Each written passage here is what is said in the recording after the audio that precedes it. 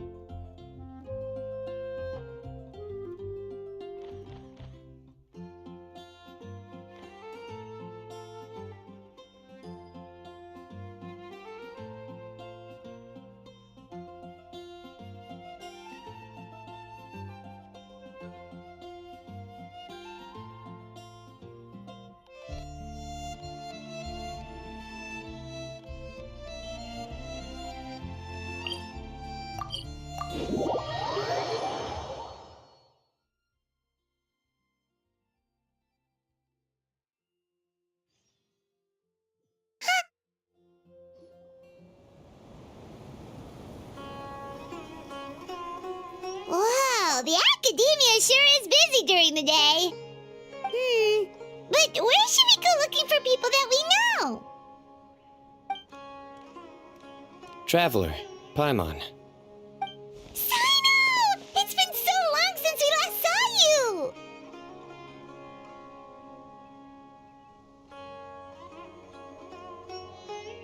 Welcome back to Sumeru City. I'm delighted to meet you again. So, what brings you back here? Oh, nothing in particular. Paimon just saw a really big mushroom out on the road the other day and suddenly missed all our friends in Sumeru. Funnily enough, we were reminiscing about you recently too. It was at a group dinner. I look forward to hearing about your travels. Something tells me we must have a lot to catch up on. Really? You were thinking of us too? What a coincidence! Indeed. Or as I call it, the biryani factor.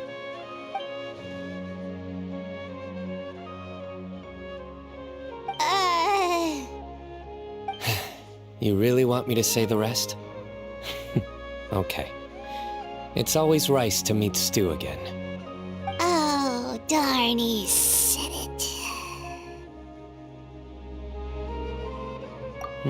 You like that one, huh? You must if you remember it after all this time. Admit the truth. You have long been in awe of my razor-sharp wit. All right. Here's your 500 Mora.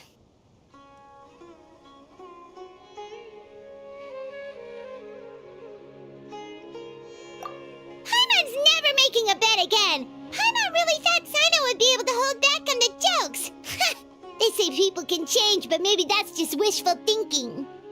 Ah, so this was technically my fault. In that case, I'll treat you to some sweets later. Anyway, I'm actually investigating a case right now.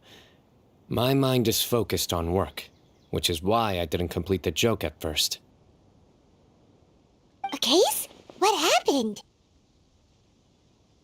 Nothing major. But after finding out who was involved, I decided, on reflection, to handle this one myself. Need any help? We only came here to hang out, so we've got the time. You may as well take us with you, and then when you're done, we can, Such enthusiasm. Are you worried I'll forget about treating you to some sweets if you're not around to remind me? What? No! All right, was it really that obvious? Obvious enough. Still, it's a fine idea. You are the heroes of Sumeru. It makes perfect sense to work together. All right, follow me.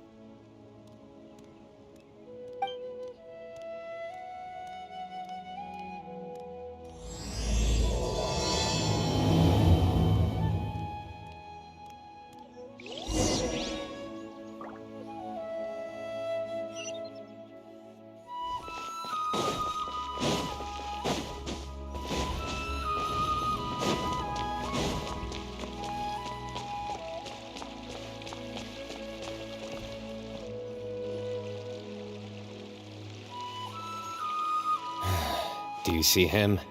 The old man flailing around? Oh, is he the one you wanted to talk to about the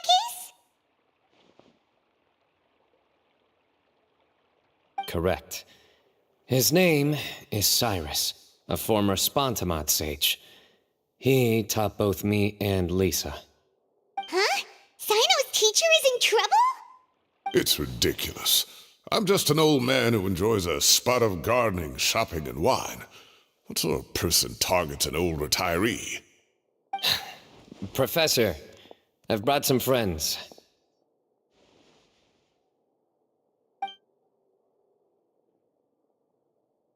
Ah, Cyno. Now who do we have here? Hold on, let me think. A flying fairy dressed in white? A youth who does not seem to hail from this land?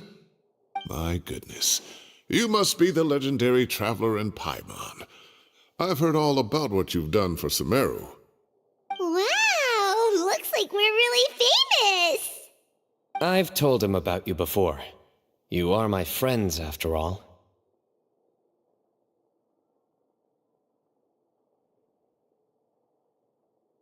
That's right. Let me summarize the situation. A couple of days ago, Professor Cyrus suddenly received a threat letter. A threat letter? Exactly. Who sends a threat letter to an old man like me, for goodness sake? This is the letter in question. Cyrus, I have uncovered your secret. If you wish to prevent it from going public, leave 10 million mora at the back door of the cafe. Secondly, don't come looking for me. You'll never find me. But I will always be watching you and all of your secrets. Finally, if you dare to report this to the Matra, there will be consequences. Wow, they sure didn't mince their words.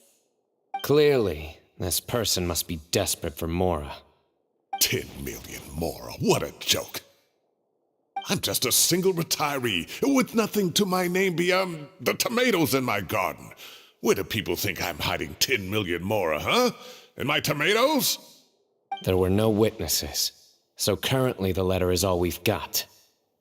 So, Traveler, Paimon, let's put our heads together.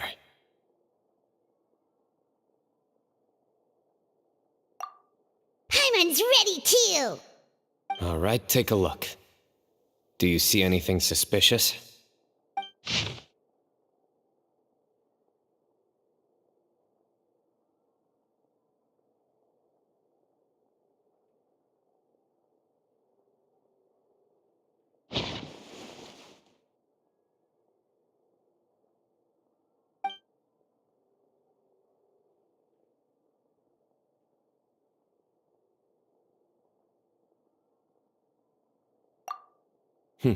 Very good. The paper has a rather rough texture. It's not the typical kind you see in most books. Another thing is, some of these strokes look kind of blurry. Could there be an issue with the ink? Possibly. And I bet the paper has something to do with it. Most of the paper around here is much smoother than this, and the ink is absorbed quickly so it doesn't run. This paper, meanwhile, it's very coarse-grained, almost as if it's made from some sort of plant matter. It's certainly not the same paper as we use in the academia, but the ink is nothing special. Just regular black ink that gets a blue tinge when applied to paper. So do we think the culprit has a connection with the academia or not? Wait, check this out! Looks like this part got wet at some point. Agreed. The staining suggests it was a colored liquid, not plain water. It also looks like it was wiped off with a damp cloth. A colored liquid, so... tea? Wine? Looks like we're thinking along similar lines. Let's go talk to Arov. There are some things I'll need him to take care of.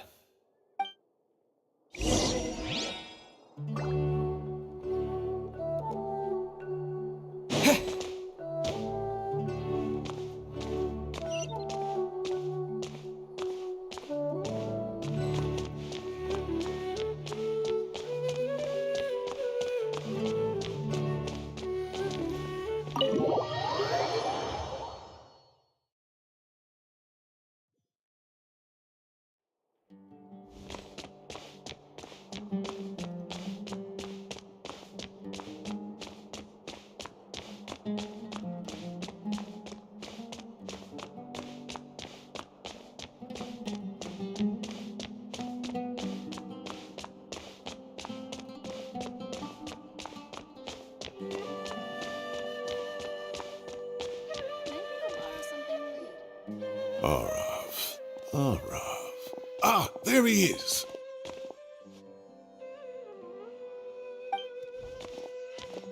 Mahamatra Cyno. Sir Cyrus. Ah, and the Traveler and Paimon. It's been a while.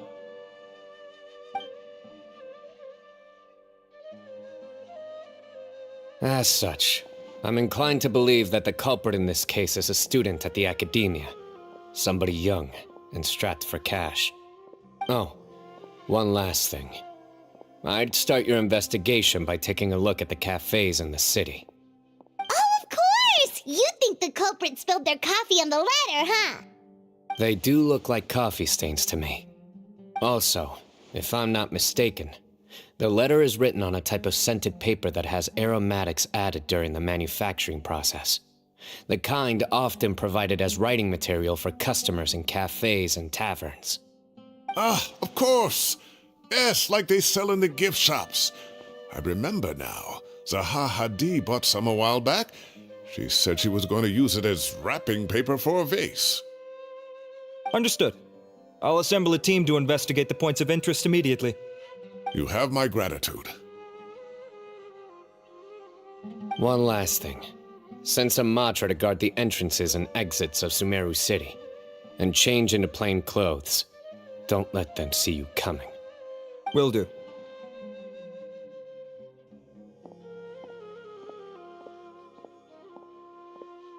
Great thinking, Cyno. So, where do we think the culprit's at right now? Yeah, they've probably been lying low at home waiting to see how Cyrus reacts. You're right, Paimon. Really? Which part? The culprit's approach.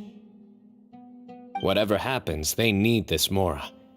But just because they warned Professor Cyrus not to go to the Matra, doesn't mean they know what he'll do next. So, like you said, they need to wait and see. And crucially, the culprit said they'd be watching the professor's every move. Huh? Wait, are you saying...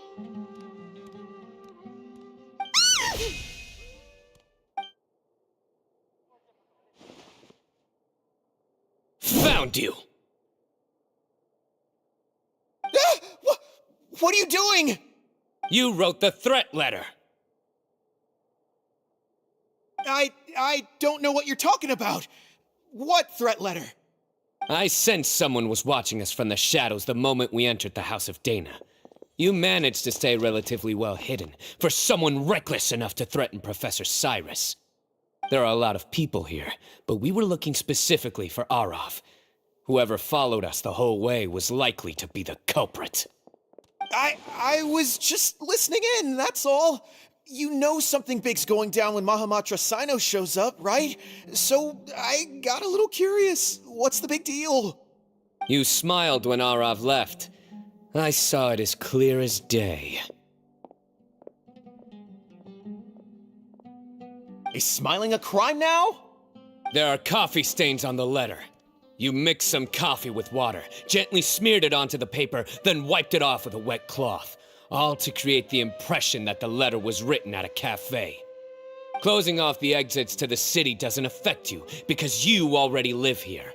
And as long as the Matra were focused on the cafes, you would be free from scrutiny. The cafe was a red herring all along. You had to be somewhere where you could monitor the professor's movements. You can't pin this on me! I haven't done anything! Really? Then why are you shaking like a leaf? The innocent have no reason to fear the Matra. But you, your heart's racing, and your eyelids are twitching. You're a terrible liar.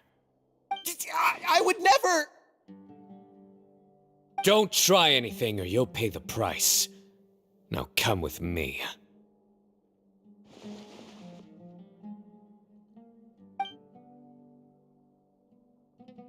Well, that was over quickly. Cyno already caught the guy. You're telling me. 1 minute I go out for a quick smoke, the next minute I see Arav already on his way back to meet up with Cyno. Looked like a young guy, too. Couldn't have been much more than 30. But after what he's done, I'm afraid he's ruined his whole future. Everyone, it's all over. Gosh, that was so fast! The culprit's name is Raka, a 16-year-old student in the Rataoist Darshan. Huh? 16? Cyrus thought he looked 30-something! We checked his records. He's 16, a third-year student.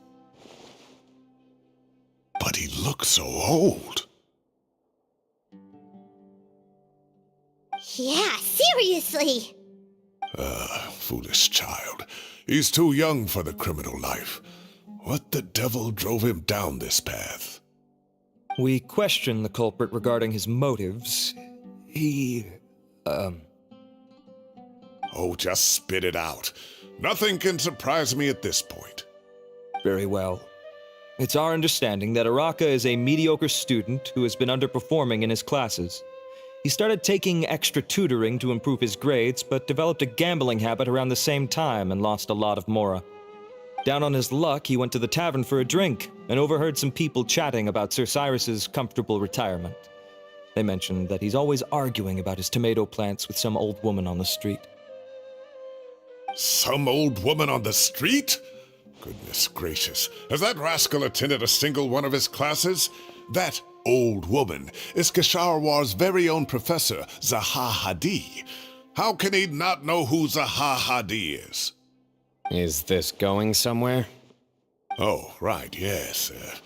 So another thing. We don't just argue about tomato plants. And what are they trying to insinuate by comfortable retirement? A man grows a few vegetables and suddenly he's living a life of luxury? Maybe it's more the fact that you have the time to grow vegetables in the first place. Araka mentioned he'd heard a rumor, alleging that Sir Cyrus illegally obtained a large sum of money from the desert before retiring, and kept it for himself instead of reporting it to the academia. Araka believes this money to be the reason why Sir Cyrus hasn't kept up with any academic research or other projects since his retirement. And given your advanced age, he thought you'd be an easy target to blackmail. Oh, Araka. I'm at a loss for words. I'm so angry I don't know where to start. People make up rumors all the time. I am quite confident that Professor Cyrus has never embezzled a mora in his life. Arav, you'll have to find some excuse to interrogate Araka again later. I need you to deliver a few firm fistfuls to him on my behalf. I completely understand how you feel, Sir Cyrus, but I'm afraid that course of action goes against the Matra's principles. Professor, there's no need to be childish about this. Oh, come on. I was clearly joking. Okay. Where does this go from here? The academia will determine the appropriate disciplinary action against the student. And as for the individuals spreading rumors about the professor's obsession with tomatoes and some old woman on the street, there could be a slander case here. The Matra will continue to investigate. Who said I'm obsessed with some old woman on the street? Mind your wording or you'll start a whole new rumor. You seem confused. Oh, don't you understand? Uraka is just a young boy who made a very rash and very stupid decision based on some groundless rumor he heard. Besides, I didn't actually hand over any Mora to him. The whole thing sounds a lot worse than it is. All it costs me is a little reputational damage. That's all. Please rest assured, Professor, that the academia will issue a fair and reasonable punishment. Yes, I have no doubt about that. But as a former educator, I'd still like to have a serious conversation with the boy's parents. Their family lives in the city, yes? Correct. We looked into the family. Both parents are merchants and they're often away on business. They've never taken much of an active role in their children's lives. Oh, what a mess. You don't have to seal the evidence away yet, do you? I'd like to have that letter back for the time being, if possible. I need something concrete for when I talk to the family tonight. We have to show them how serious this situation is. The relevant authorities have already reviewed the evidence and are now discussing Uraka's punishment. You can hold on to the letter for now. Just make sure to return it within a couple of days. Oh, so you'll be able to close the case in 2 days? Give or take, cases like this are quick to resolve. Very good. Well, thank you for all your help. Perhaps we can all go for a meal together. Oh, my treat, of course. My apologies, Sir Cyrus, but I have a prior commitment.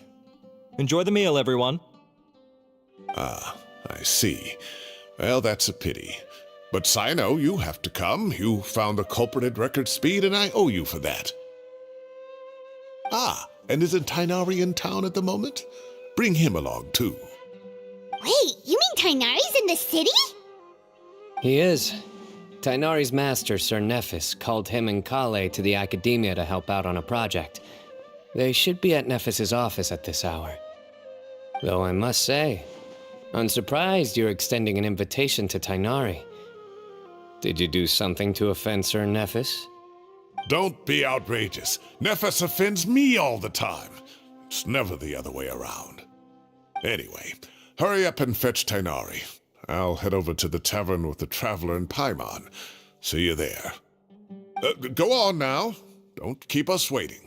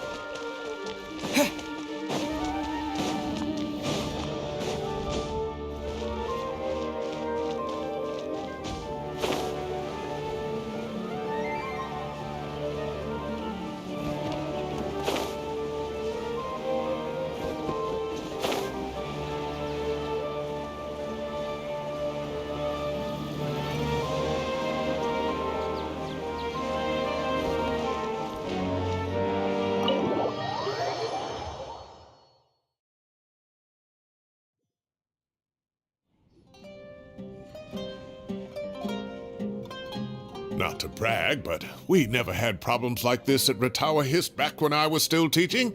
And if you don't want to take my word for it, you can ask them. They were students at the time. They'll tell you what it was like, won't they? I was out in the forest at least 4 days a week back then, thanks to a colossal workload from Master. It wrought havoc on my poor tail, so I didn't exactly keep up to date with what was going on at the Academia. Most of what I know, I heard from Cyno after the fact. Professor's become a lot more laid back in his retirement. He used to be far stricter, and was especially known for being extremely principled. Wow. It's hard enough to stay true to your principles as a normal person. I can't imagine doing that as a sage. It's a pity Kale wasn't around at the time. I would have happily taken her on as a student. And then we'd have one more person who has to address Lisa as upper-class woman. Really? Can't you just call her Lisa? She seems to prefer it when people treat her like an older sister. Oh, believe me, back when she was a student, nothing made her happier than the younger students acknowledging her seniority. Whoa, more food? Are you sure about this? We don't want to take advantage.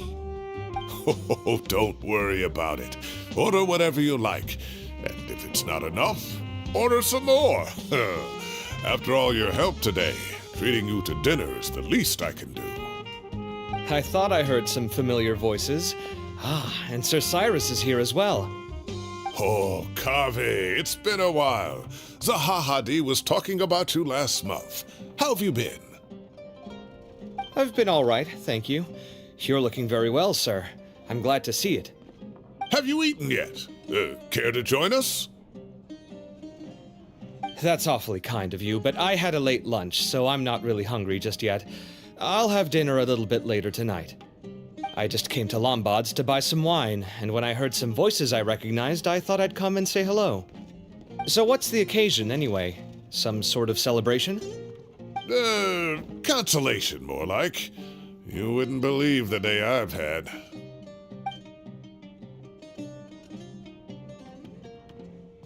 Sounds like things have really gone downhill since I was there. My whole time as a student, I've never heard of anything remotely like that. I can't believe how young the guy is. What are his parents going to think? Young people are always more susceptible to making rash and ill-advised decisions. Their minds are still developing. It's just an unfortunate fact of life. But still, this boy has some nerve. Just look at what he wrote. Oh, it makes my blood boil. Wow, yeah. Jeez. I will always be watching you and all of your secrets. And then he just followed you into the house of Dana? If this were my son, he'd get the scolding of a lifetime. Oh. Luckily, I'm also an extremely principled person. Kave!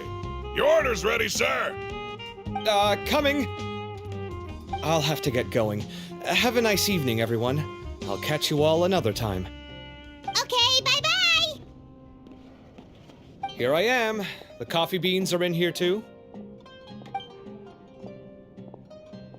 Yep, it's all there. I'll stop babbling away now. Let's eat before the food gets cold.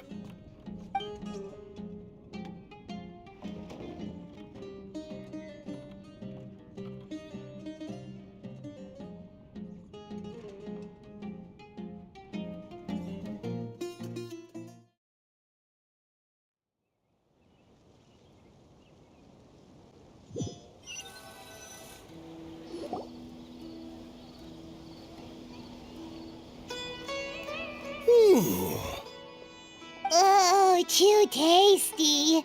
Paimon's belly is about to explode. Oh, mine too. I'll have to walk home to burn some of it off. Thanks for dinner, Sir Cyrus. Master Tainari and I will bring you some homemade herbal tea next time. It'll do wonders for your sleep. Well, I look forward to that. In fact, could I trouble you to bring a little extra for the other old folks on my street? I'll be the envy of the neighborhood. No problem at all. I'll pack some up and bring it over.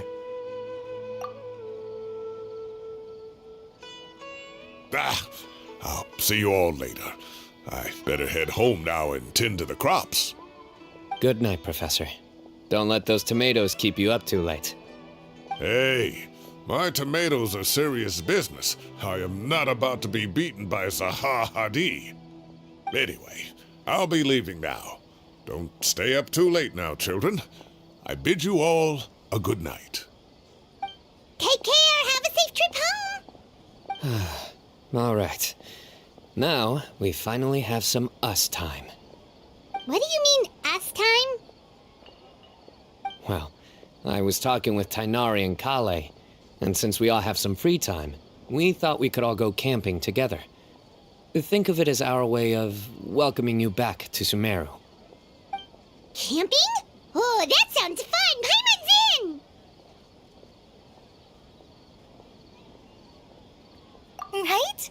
It's been so long since we did something fun together. I can't wait. Everyone, let's meet tomorrow afternoon at the riverbank to the southeast of Gandharvaville. No need to bring anything. We've already packed everything for the trip. Just bring your delightful selves and prepare to have some fun. You got it. We'll be there. Great. Then we'll see you tomorrow.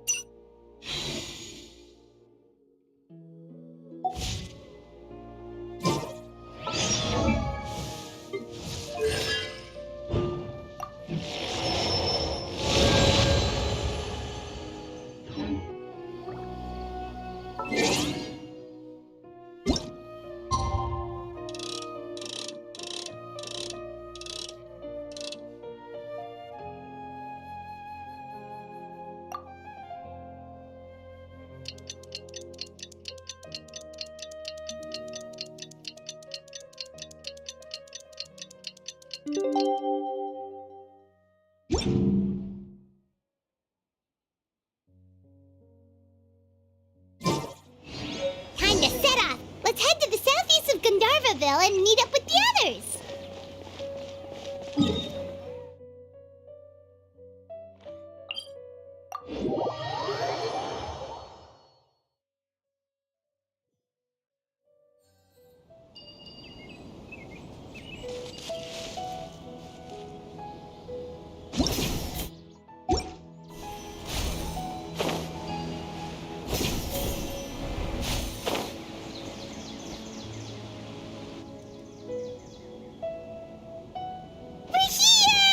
Wow, you guys are ahead of the game. You set up the tents already.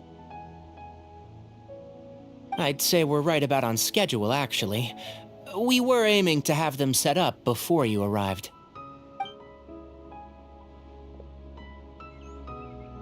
Traveler, Paimon, let's go fishing together. Whatever we catch, we can grill for dinner tonight. You got it. Dinner's on us tonight.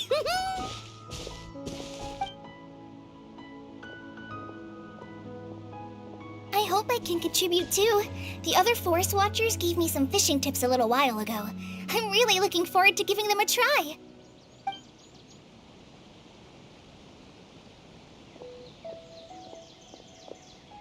I saw some very appetizing mushrooms in the area, so I gathered a few for us. I'll leave them here along with some fresh fruit. Wow, camping with a forest watcher is the way to go. They think of everything. And even if they don't, they can improvise. This is true. I don't think I've ever had a single rough day in this forest. So, how has everything been going for you? Well, there's been some high points and low points, but we've had some unforgettable experiences along the way. I see. Oh, in that case, you should try a valberry. I bought some from the market this morning. A valuable suggestion. Just don't bury your feelings using food. All I wanted was to recommend something bittersweet.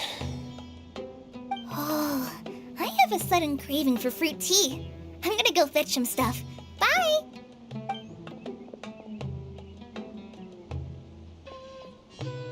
She sure made a run for it.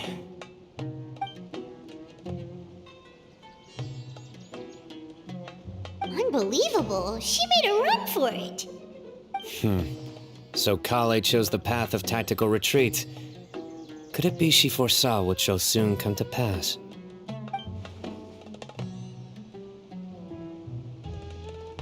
My dear friend, you know what I am about to say.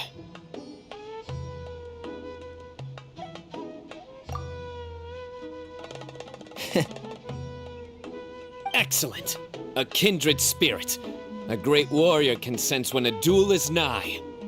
But it looks like we'll get told off if we start playing now. Let's enjoy the nature for a while longer.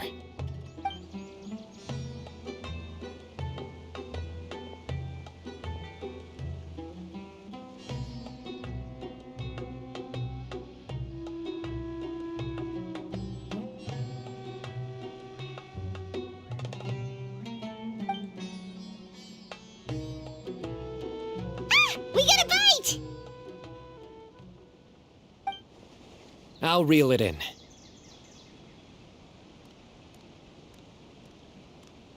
Firewood, spices, snacks, and drinks. Everything's ready. Once Kale gets back, we can light up the fire and start grilling.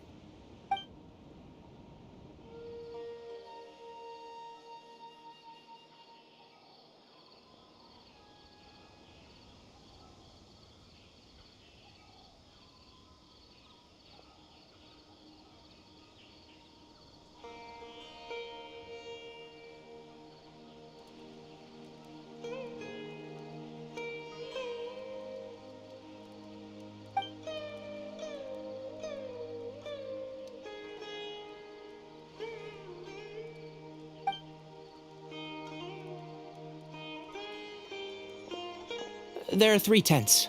Which one do you two want to take? How about the one on the left?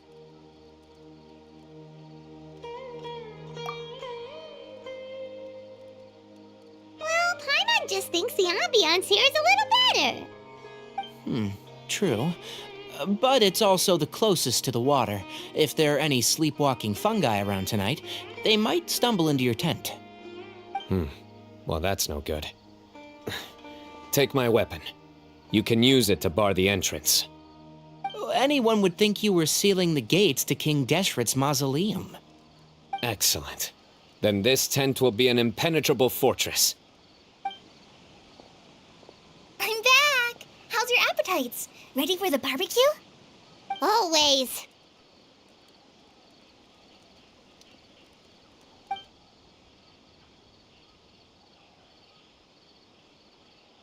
Oh, it smells so good. Paimon's drooling. Someone sure is desperate to eat. I think it's time to add the seasoning. How do you like your skewers? Well done? Medium? Rare? Wait, what? Isn't that just for steaks?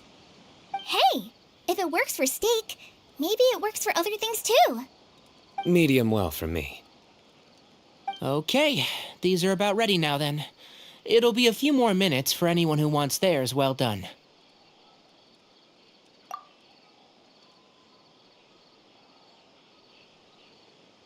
Oh, that was so delicious. If Paimon's stomach had space, she'd eat 3 more skewers. I ate a lot too. Here comes the food coma. If you're tired, then go rest. You must be getting sleepy too, Paimon. Why don't you guys head to your tents? Cyno and I will clean up. Tonight, I show you mercy. Our sacred duel will take place another day. Good night.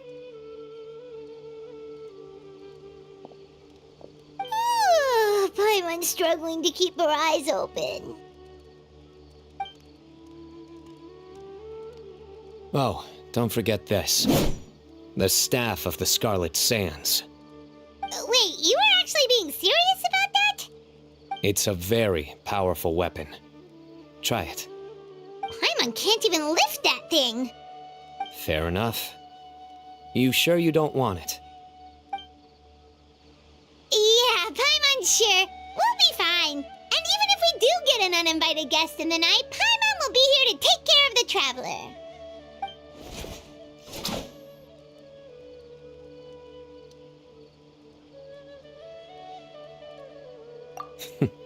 That reminds me of a parting king of invocations. I'll tell you about it tomorrow. But right now, it's time to rest. Sleep well and sweet dreams.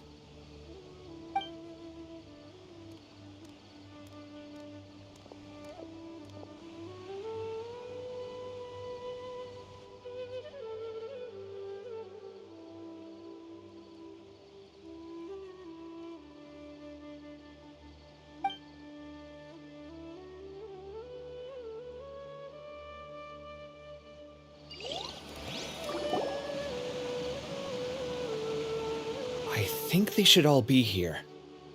Traveler? Paimon? Are you in there? Could you come outside for a sec? Look at this.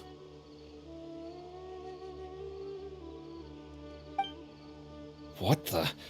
What's this sword doing here? Is it supposed to keep out intruders? Evidently. What? Who is it? Oh, what time do you call this?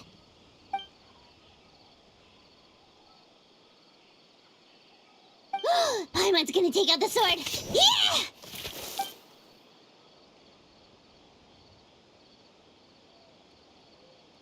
Oh, hey them, Kave! What are you doing here? It's the middle of the night!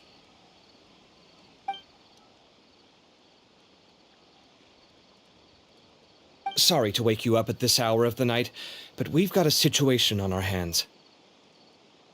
Let's get dressed and talk about it outside.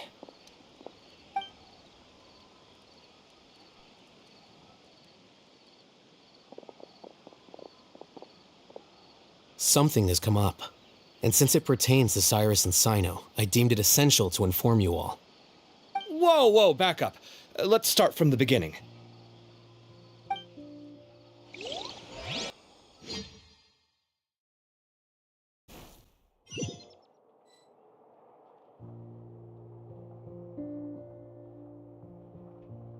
Huh? Where'd the wine cups go? I could have sworn I left them here after I washed them. Ah, there they are. I'll have a cup too.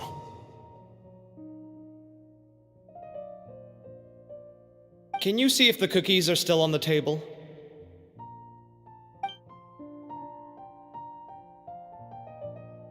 They are. And so are the fruits.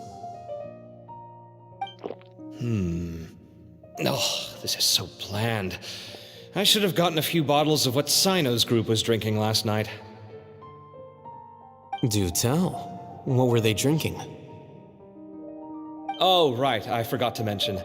So, I ran into Cyrus yesterday evening when I went to the tavern to pick up some things. He was hosting a dinner for Cyno, Tighnari, Kale, and the Traveler and Paimon. Anyway, they got a bottle of Lombard's new vintage for the table. At least, I think that's what it was. It looked pretty good. Sounds like they're all tangled up in this.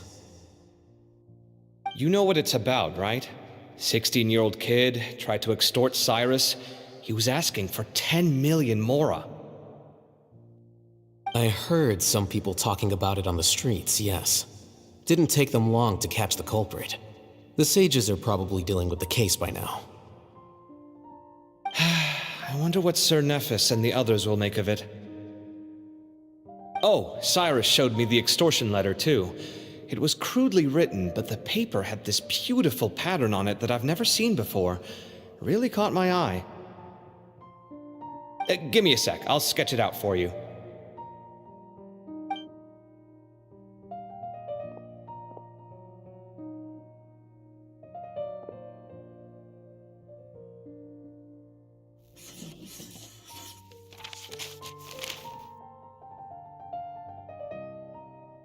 Okay, done. Take a look. You see what I mean? I don't think I've ever seen writing paper like this around before. God knows where the culprit got it from. Interesting. These are all motifs associated with the tribes of the desert. What? Really?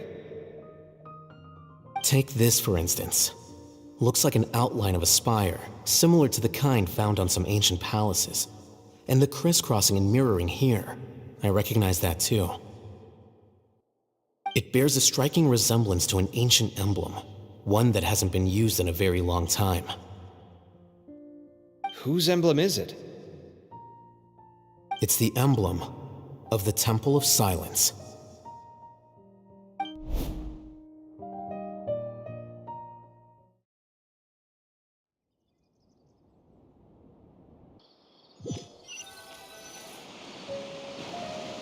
After discussing it with each other, we both agreed that something didn't feel right, so we went looking for you. This was a long way to come from the city.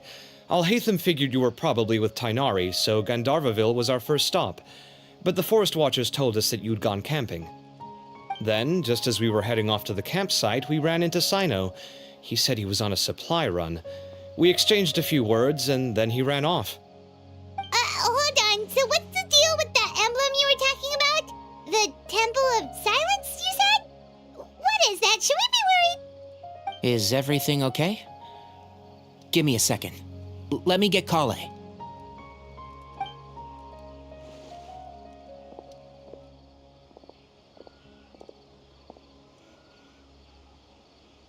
So you've never heard of the Temple of Silence? Well, to put it simply, it's an organization that has existed in Sumeru for over 1,000 years. These days, you can find a Temple of Silence office in the academia. Theoretically, it's responsible for the custody and disposal of information and documents not fit for public dissemination. At least, that's what they tell the outside world. In truth, it's essentially a vestigial institution nowadays. There's an office with their name on it, but it's functionally obsolete. Historically speaking, the original Temple of Silence is said to have been established by Hermanubis, one of the 7 pillars of King Deshret and the greatest of all sages. Most of the organization's members hailed from the desert. By contrast, none of the Academia Temple's current members are from the desert region, nor do they use any symbols connected with the desert folk. So the Temple of Silence at the Academia is just a fake? Wow. It's possible. The real question is, why? My guess is they're covering something up. So, how do you know all this? Sounds like some pretty top secret stuff. Did you forget? He did a stint as acting Grand Sage, and kept the pay raise even after he resigned. Oh, yeah! Paimon did totally forget about that. So you took the chance to read all the top secret documents while you were acting Grand Sage, huh? If you're asking me whether I familiarized myself with the documentation in my office, I would respond that that's a perfectly normal part of any job. So much about this doesn't make sense. Why did the emblem of the Temple of Silence appear on a threat letter from an academia student to Cyrus? The student's only 16, and doesn't have any family ties to the desert. So where could he have seen that emblem, or gotten the paper? You said you ran into Cyno, yes? Did you tell him what you've just told us? Yep. He ran off as soon as he heard what we said. Given that Cyrus is involved, he's probably halfway through solving the case by now. Still, we should try to catch up with him. At this hour of the night, Cyno will probably go looking for Cyrus at his current residence. If the Academia's Temple of Silence really does exist just to cover up the truth, the sudden appearance of this emblem can't be good. It's sure to stir up trouble. We should pay a visit to the Academia. Yes. As the Sage of Amorta, my master ought to know the truth about their office. You can ask him to tell you what he knows. The more information we have, the better prepared we'll be for whatever happens there. If this situation is connected to the real Temple of Silence, the emblem has to be part of a bigger conspiracy. Kale, could I trouble you to send a message to the Core of 30? Tell them to keep an eye out for Cyno and Cyrus. Traveler, Paimon, you two come with me. We'll go after Cyno. Sounds like a plan. Let's go. Cyrus has been living in the city lately. He rented a place near the field so we can keep an eye on his tomato.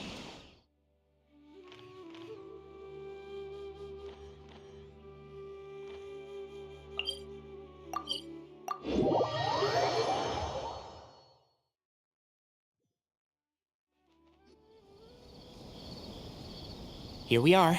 This is the place. We might be too late. Looks like nobody's home. Oh, Cyno moves fast. If he was here, he's probably long gone by now. I know that voice. Is that Tainari I hear? Ah! Professor Zahahadi! Wow, so it really is you. My goodness, whatever is going on tonight? We're looking for Cyno. So, he's already been here. Yes, not long ago, in fact. He knocked on my door and asked if I'd seen Cyrus today at all. I told him the old fool left early this morning, and I hadn't heard him come back. So we went to his place, and would you believe it? He's gone. Goodness knows where to. It must have alarmed Cyno, because he took off in an awful hurry after that. He never did explain what this was all about. How serious is it? Well, if Cyrus isn't at home... Oh, it sure doesn't sound good. Professor, did you hear that a student recently tried to extort Cyrus? Why, yes. When I left the house that day, I noticed he was watering his flowers in the field in complete silence. He had a piece of paper clutched in his hand, and he looked lost in thought. I could tell something was troubling him, but he wouldn't tell me what it was. If Cyno hadn't happened to visit him that day, he'd probably still be holding on to that thing. After seeing the letter, Cyno told him to contact the Core of 30, but Cyrus was very reluctant. He claimed it would only damage his reputation. Eventually, he relented, after much persuasion from Cyno. Huh? Cyrus didn't want to report it? Well, that's strange. When we saw him, he seemed pretty okay with the idea of the kid getting his just desserts. As a former sage, it's possible Cyrus still has enemies at the Academia. That's why Cyno was so insistent that he report the matter to the authorities. I was there while they were going back and forth over it. So Cyrus initially hoped to stop this from going public. But why?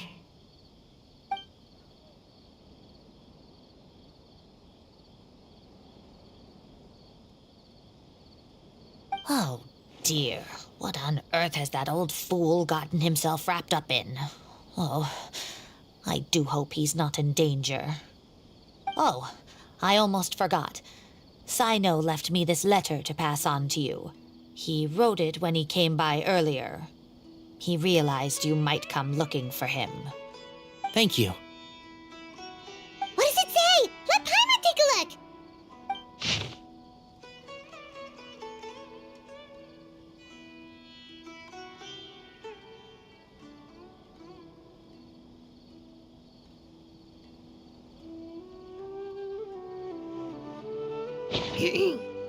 My friends, This is a rather complicated state of affair. Unfortunately, I cannot disclose more than that. I ask you to understand and accept that I had to act alone at this stage. Don't come after me. Yep, that sounds like Cyno. Thank you, Professor. Please do not worry. We will do all we can to protect both Cyno and Cyrus. Traveler, Paimon, let's head to the Academia and regroup.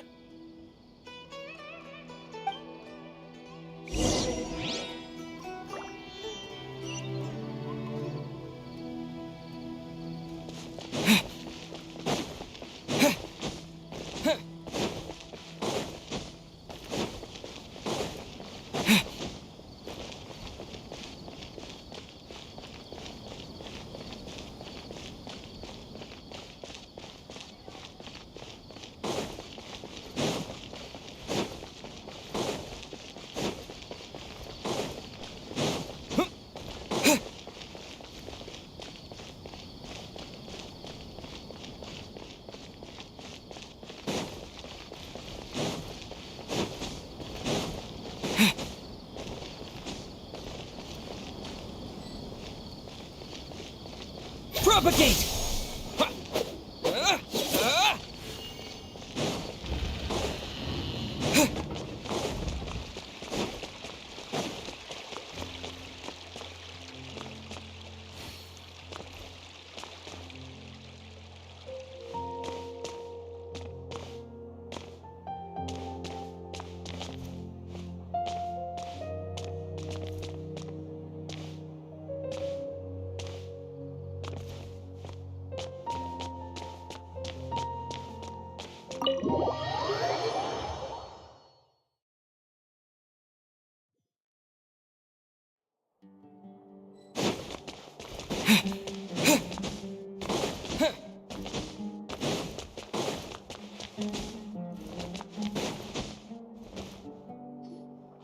You're here? I thought you were going after... Ah, I guess you lost their trail. We went to Cyrus's house. No one was there. Cyno got there before us, but he was long gone by the time we arrived. He didn't say where he was going? No, he left us a letter and told us not to go after him. Can't say I'm surprised. Typical Cyno. Anyway, some updates on progress on our end. I drew the emblem from memory again, but in more detail this time.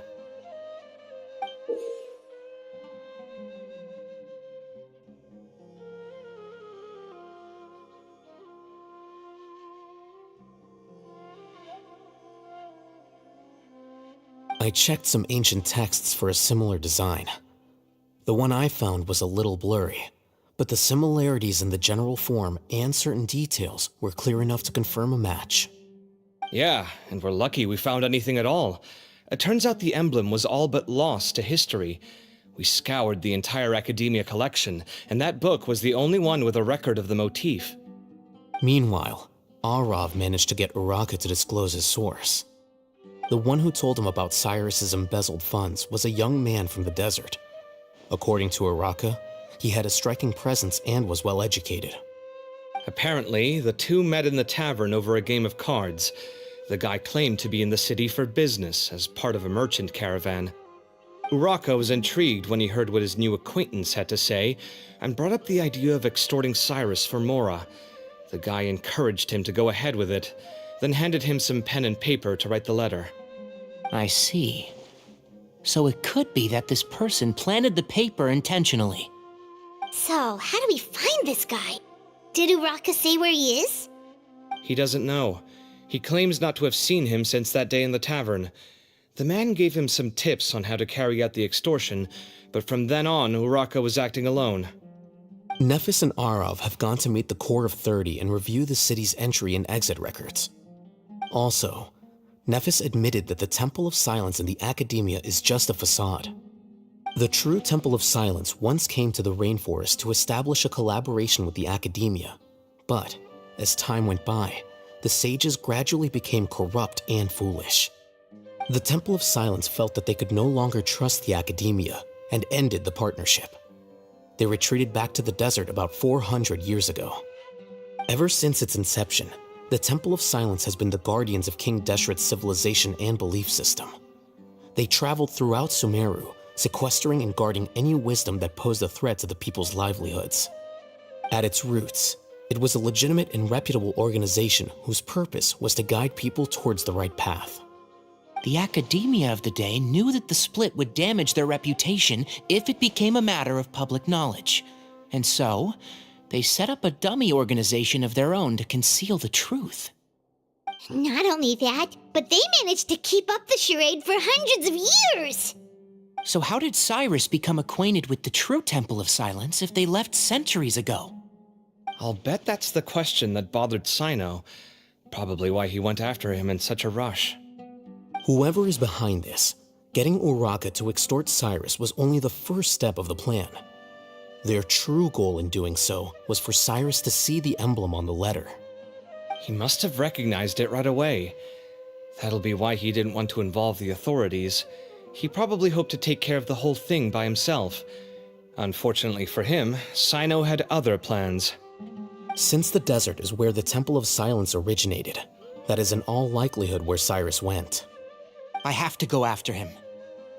Really? Are you sure that's a good idea, with how you respond to the heat? Why don't we send someone else? I should be fine, as long as I bring plenty of water. Besides, I just can't shake this ominous feeling that if we don't catch up to them soon... Everyone, I have news from the Core of 30. Master! Oh, so that's Nafis, Tainari's master? Oh, we're finally getting to meet him in person!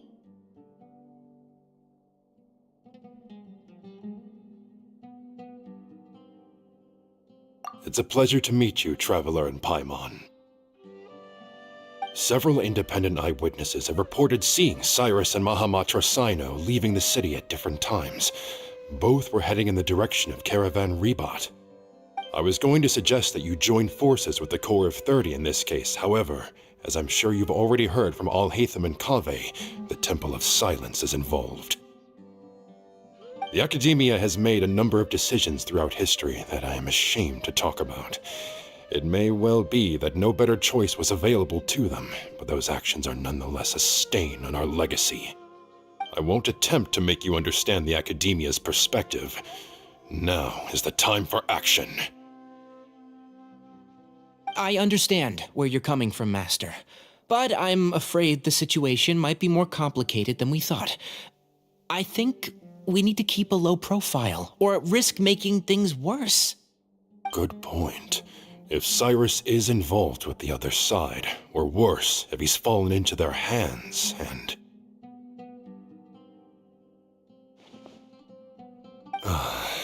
Everyone, we have to get Cyrus and Cyno back safely. We cannot afford to lose them. Need our help? Whatever you need, we got you covered. Really? Wonderful. You have my most sincere gratitude. Arav and I will continue to follow up on the lead from Uraka. Kaveh, Scribe Alhaitham, I'd like to ask you to cover the duties of the House of Dana. Tainari, you're planning to go into the desert, correct? I am. Kaveh, I'll be okay. You stay behind to help Master and Alhaitham. Well, if you're sure... Okay. But be careful. Thank you all. Arav, let's go. You'd better get moving. Don't forget to ask for help when you need it. Will do. Let's go, Tainari. Hopefully we can catch up with Cyno before it's too late. Knowing him, he's probably covered a fair distance already, but we still have a shot. Let's take it.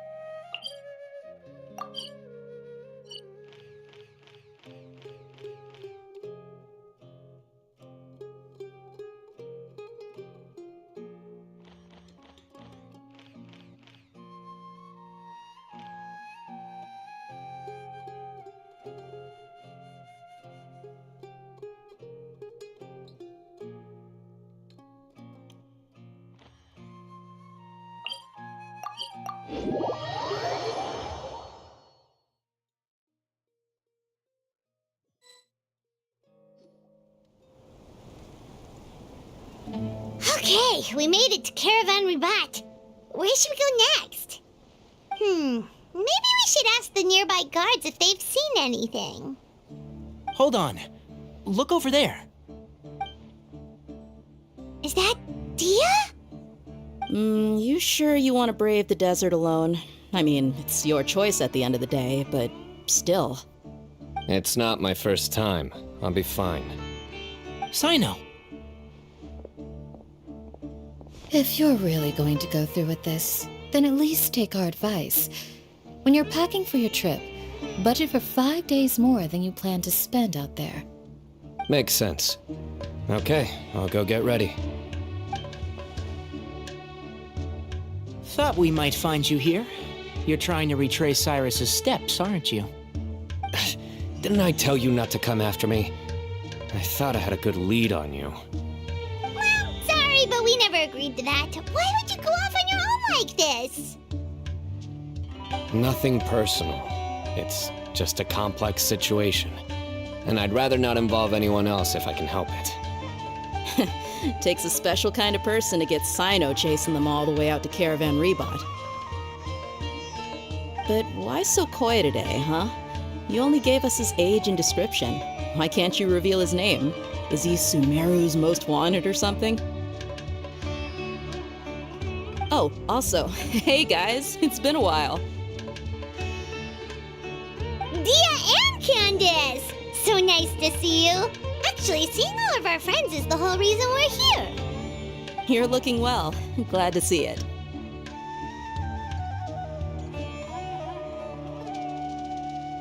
Candace and I came to Caravan Rebot on business. We ran into Cyno as he was asking about some elderly gentleman's whereabouts. Some people say they saw him. Guess he stood out as an older guy heading into the desert alone with just a sumpter beast in tow and very few supplies. That's gotta be one heck of a story there. Cyno, it's okay if you can't tell us anything about the case, but let us know how we can support you. We're here to help however you need.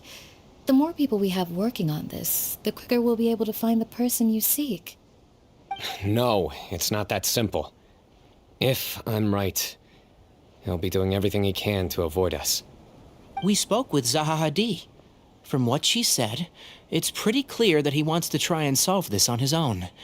It won't be easy trying to find him in the desert when he's deliberately trying to cover his tracks. Sounds like this is far more complex than we imagined. Still, if he started from Caravan Rebot, the chances are that his route took him past our village. You may as well ask if anyone there has seen him. My thanks to you both. Once this is resolved, I will find a way to repay you. Come on. No need to get all serious. Just buy a round of drinks next time we're all in the city or something. That's a deal. All right, so, you all set? Yes, we'll handle it from here. Thank you again for your help. I don't take it for granted. All right, then we'll leave you to it. Just remember, if you change your mind and need some reinforcements, we'll be here. And don't think you'd be imposing. You can depend on us. Don't worry, we'll keep him out of trouble.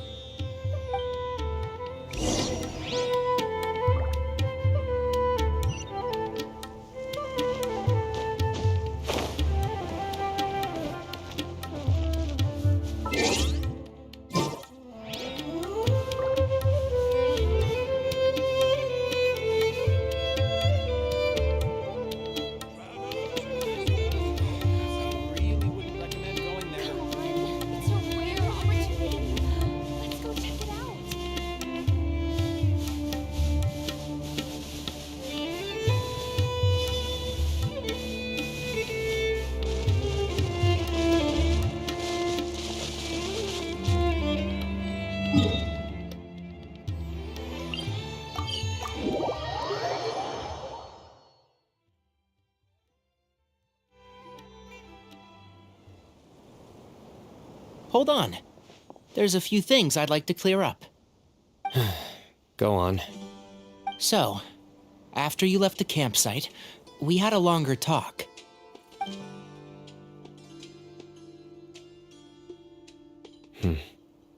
Clearly, we've only scratched the surface of the Temple of Silence question. It doesn't surprise me at all that the one in the academia is a fake. Do you have any connection with the Temple of Silence? I do.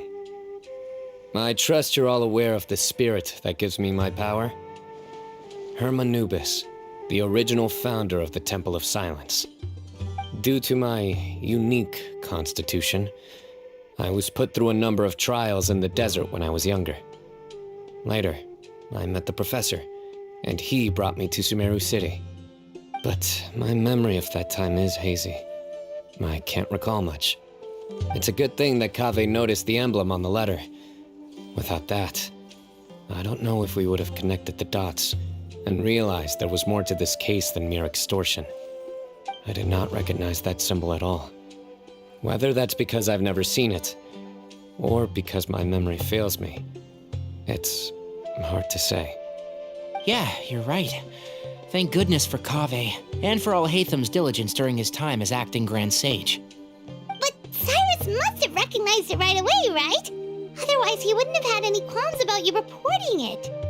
Oh, maybe his connection to the Temple of Silence goes even deeper than yours. I suspect so too. Professor has never once mentioned the Temple of Silence in conversation. And whenever the conversation turns to Hermanubis and the concept of spirit indwelling, he avoids going into any depth. Well, speaking of avoiding things, you do realize, don't you, now that we've caught up with you, you're stuck with us for the rest of the way. I am aware. And I have accepted it. Or rather, I don't see how I could manage to ditch you en route, so I might as well accept that you're coming with me. That's right. Fact is, we're coming with you whether you like it or not, so the best option now is to try to look out for each other. Ha! Fair enough. Then at least let me buy you a drink once we're back in the city. Works for me. All right, off we go. Let's start by seeing what the guards here can tell us.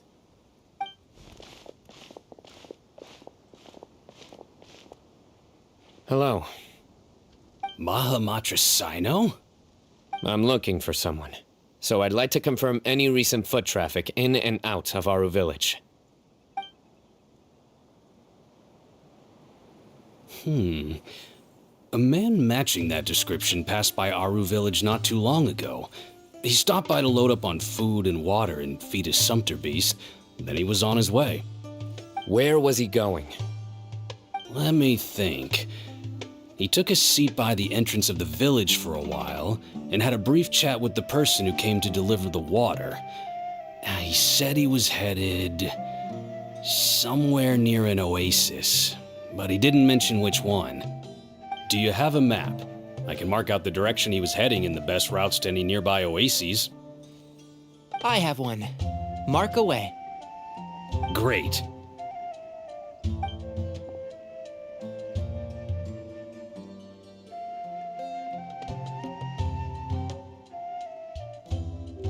There you go.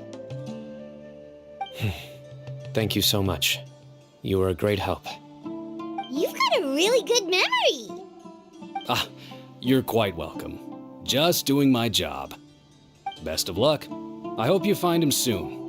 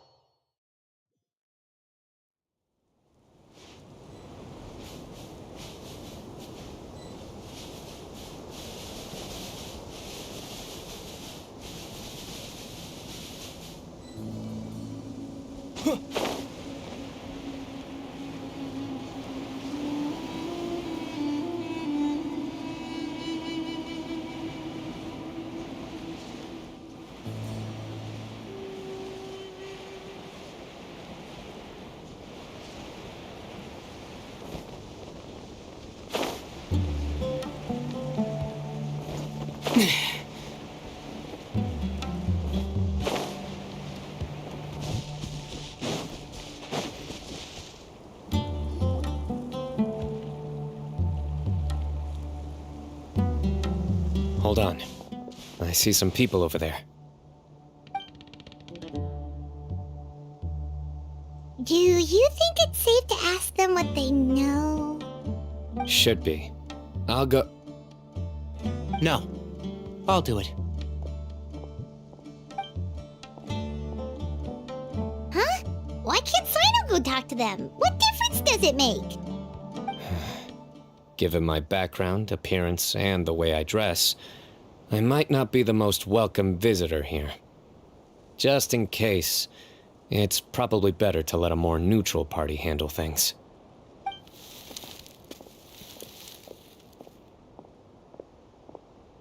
Ah, hello there. I hope I'm not interrupting. My friend and I are looking for an elderly man who's gone missing around these parts. Any chance I could ask you a couple of questions? Oh, a missing person, huh? Sure. What do you want to know? I'm just wondering if you've seen him. Let me give you the details.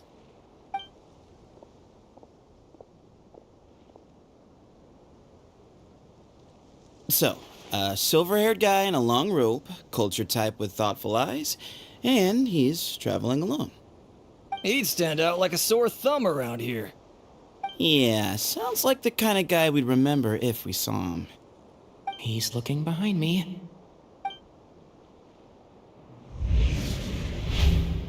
Uh-oh. That guy's looking our way. Your friend over there stands out a lot, too.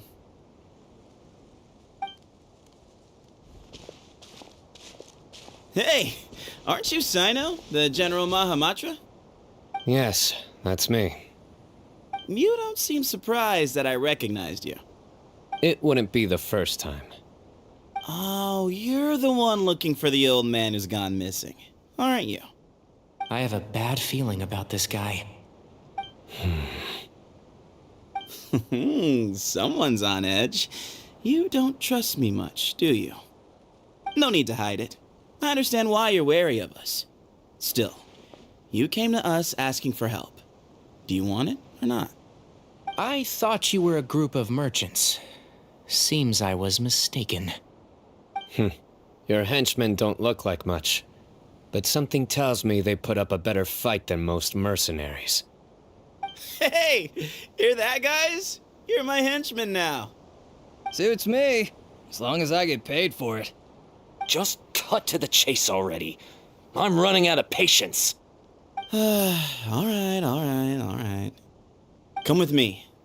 All of you.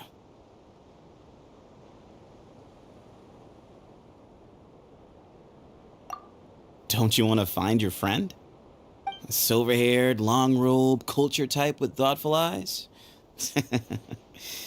Sounds like there's a whole other side to Cyrus I didn't know about. So you know where he is?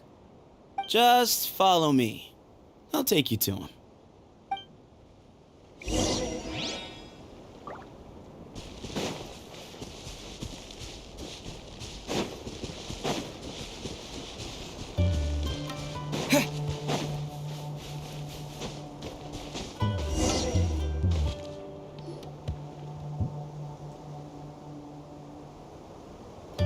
And here. What? Where are you looking? There's nothing here. Please step back. Whoa, something's coming out of the ground. What is this enormous building doing here? And how was it so well hidden? King Deshret's technology? Wait, so... Hold on, who are you guys really? Is this the Temple of Silence? So you're a member? All good questions. There'll be plenty of time to address them later.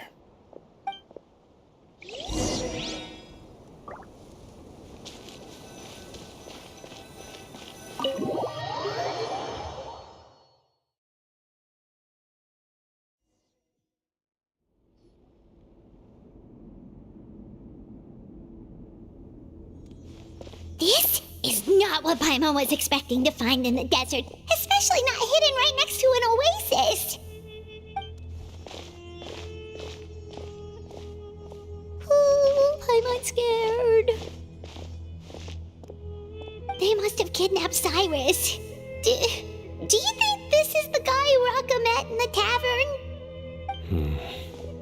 What's wrong? Thinking about your professor?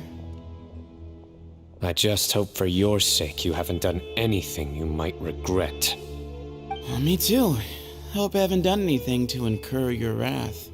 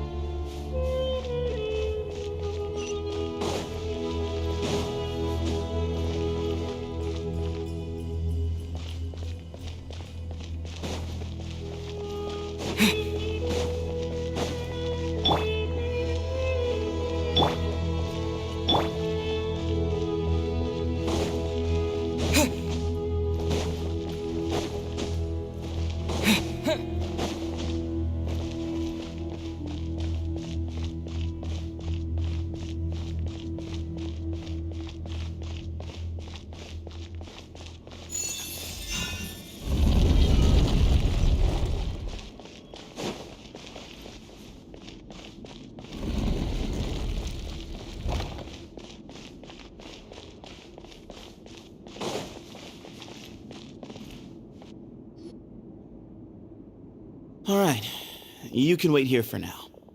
I'll inform our leader that you've arrived at the Temple of Silence. Sit tight until he comes to greet you.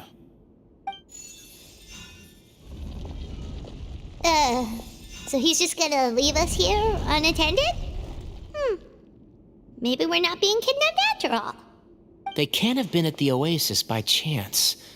They were waiting for us. Whoever the leader is here, they were obviously counting on us showing up. So this is the Temple of Silence. After leaving the rainforest, they hid themselves here? Hey, look! That guy's coming back. Don't worry. Someone will come and call for you soon. What's your name?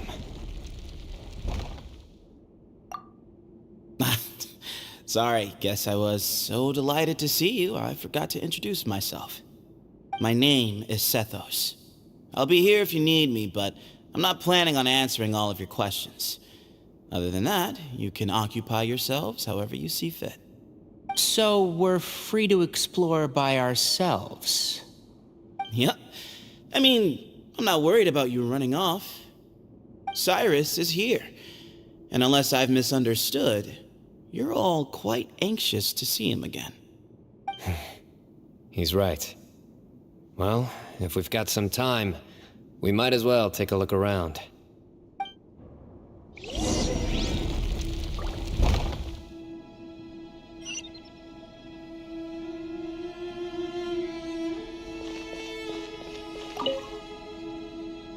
Hey, Sethos! Have you got some time to chat? Sure. Although, I'm assuming by chat, you mean you have questions for me? I don't blame you. Anyone else would.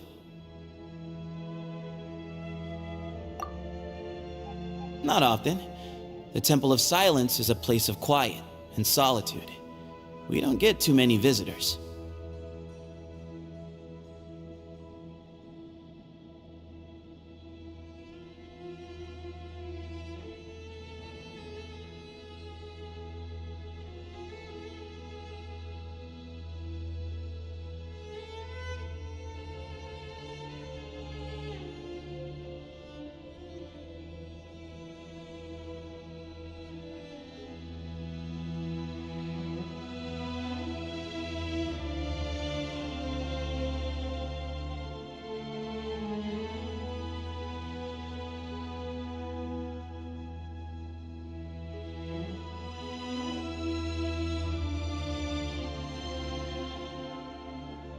Yes, that was me. Although, tricked is a stretch. He was asking everyone in the tavern about ways to make some easy money. He insisted that nothing was off the table, even if it broke the law. So, I told him that Cyrus had embezzled a large sum of mora from the desert. So you framed Cyrus for a crime that he did not commit? No. That's not entirely true. Let me jog your memory. The letter just said that he had uncovered Cyrus's secret. It didn't say what secret that was. Of course, Uraka was a great accomplice, really. Very cooperative with a little bit of wine in him. Did exactly what he was told. And not much of an original thinker, though. It doesn't surprise me that he struggles academically. Why did Cyrus leave for the desert as soon as he received the letter? You'll have to ask him that one yourself. Certain things I can't answer for him. I'm neither judging nor defending him. All you need to know is that he recognized our emblem, and it was his own choice to take the bait.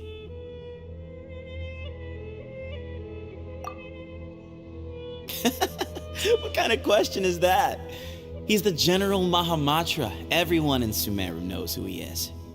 Right, but back at the Oasis, you can't have known who he was for sure, or you wouldn't have asked him. So, what we're really asking is, have you never seen him in person before? I've lived in the desert my whole life. Guess you could say I've never had the pleasure. Ugh, why does Paimon feel like this guy's not being straight with us?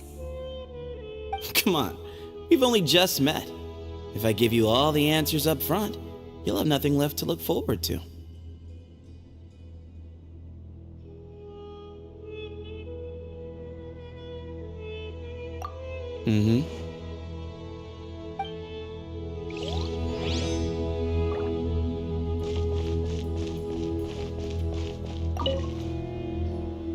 I never imagined that the true Temple of Silence would be hidden somewhere like this.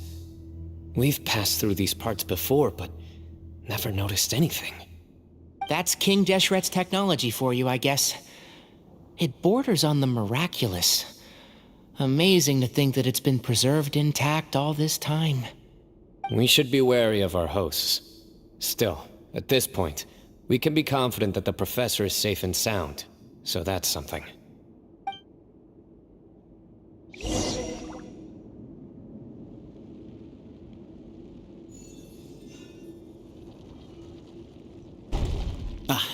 Here he is.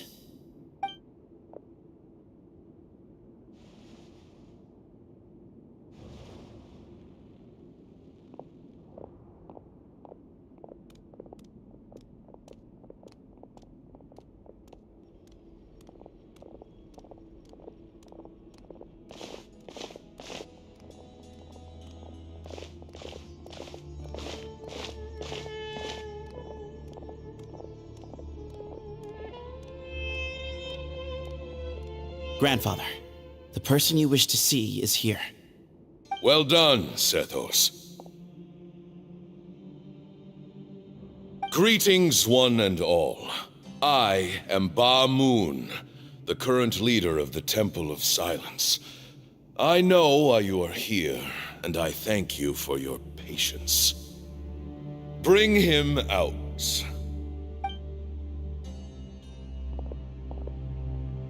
Professor! Cyrus, are you okay? Watch what you're doing! Oh, my apologies. We have no intention of causing you distress. But you must understand, Cyrus is of great importance to us. We had to find a way to bring him back to us. Cyrus owes me his life, and to the Temple of Silence, he owes a debt of gratitude. I let him go a long time ago, but now the time has come to demand payment. I wanted to end my feud with this old bag of bones before you caught up with me, but you got here so quickly. Just leave, Cyno. This is a matter between us two old men. You're all too young to get involved. So that's why you didn't want to report the letter. You'd made up your mind to come here from the beginning. You only left in such a hurry to try and throw us off your trail. Some things in life catch up with you, no matter what you do. You shouldn't have come, let alone brought the others. Cyno didn't make us do anything. We came here for the same reason he did, to rescue you. We'd appreciate you telling us the truth. Otherwise, it seems a little unfair on everyone who had to stay behind. My secrets are secret for good reason. Bringing them to light can only lead to misfortune. You're afraid, aren't you? You can't bring yourself to speak of your past deeds to the students you nurtured as if they were your own children. You recognized our emblem because for many years you lived among us. Indeed, you all but became one of us. You knew as soon as you saw the letter that we, not Araka, were the ones speaking to you. It threatened you only because you know what you did. Your own guilt convicted you. For you, Cyrus, are a traitor.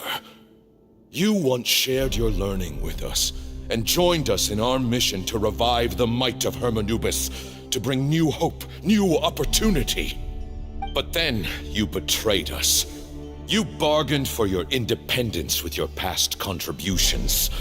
And then you left, taking with you Hermanubis' might and the wielder of his power. We both know what I said to you that day.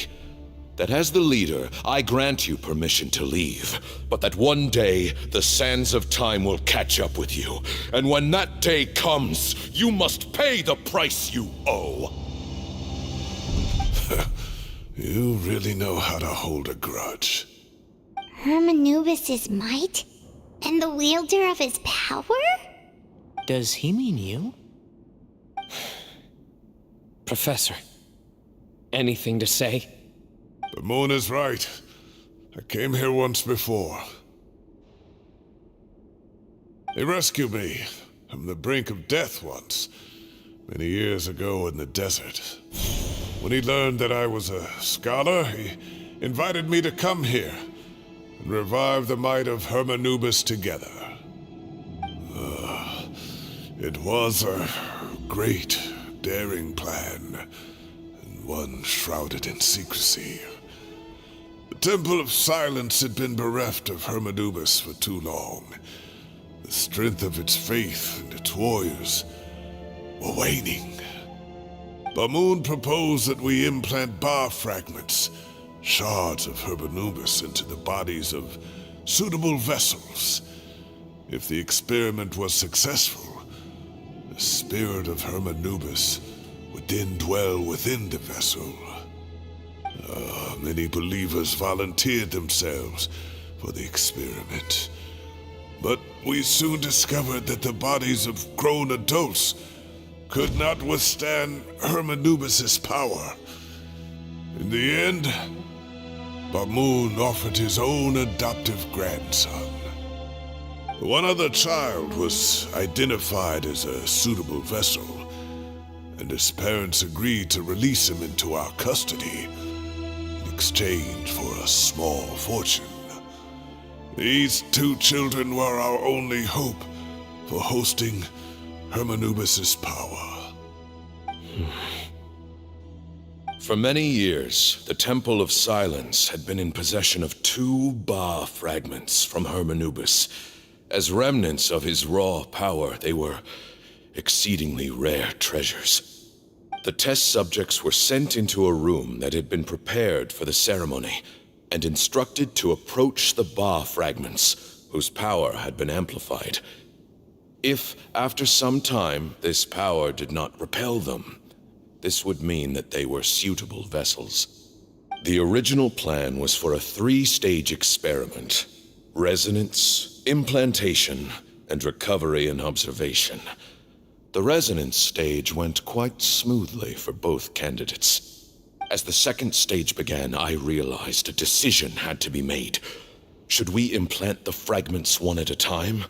This would allow us to monitor the results after the first round and adjust our plan accordingly. Or alternatively, We could implant each fragment in a different vessel at the same time and compare their effects. But as I was deliberating, both Ba fragments suddenly became active. They glowed with a light we had never seen before. I knew that if they were not implanted right away, they would disintegrate and be gone from the world for good. Our two vessels had both displayed great promise by successfully resonating with the fragments. Under the circumstances, the thought of implanting both fragments into the same vessel seemed out of the question. To preserve our faith and our power, we implanted each of them with a single fragment. Ultimately, I ended the experiment and left, taking one of the children with me. In recognition of your past contributions, I chose not to send someone to hunt down and kill you both. Your lives were spared, but I have paid a great price for your betrayal ever since. I have always wanted to see you, Cyno. Losing you and your Ba fragment dealt us a devastating blow. We've been in decline ever since you left. I see. So that's how I gained my power. Look, in essence, I borrowed your Ba fragment for a decade or so. And now you are seeking justice. If you want to take my life, then so be it. I'm an old man now anyway.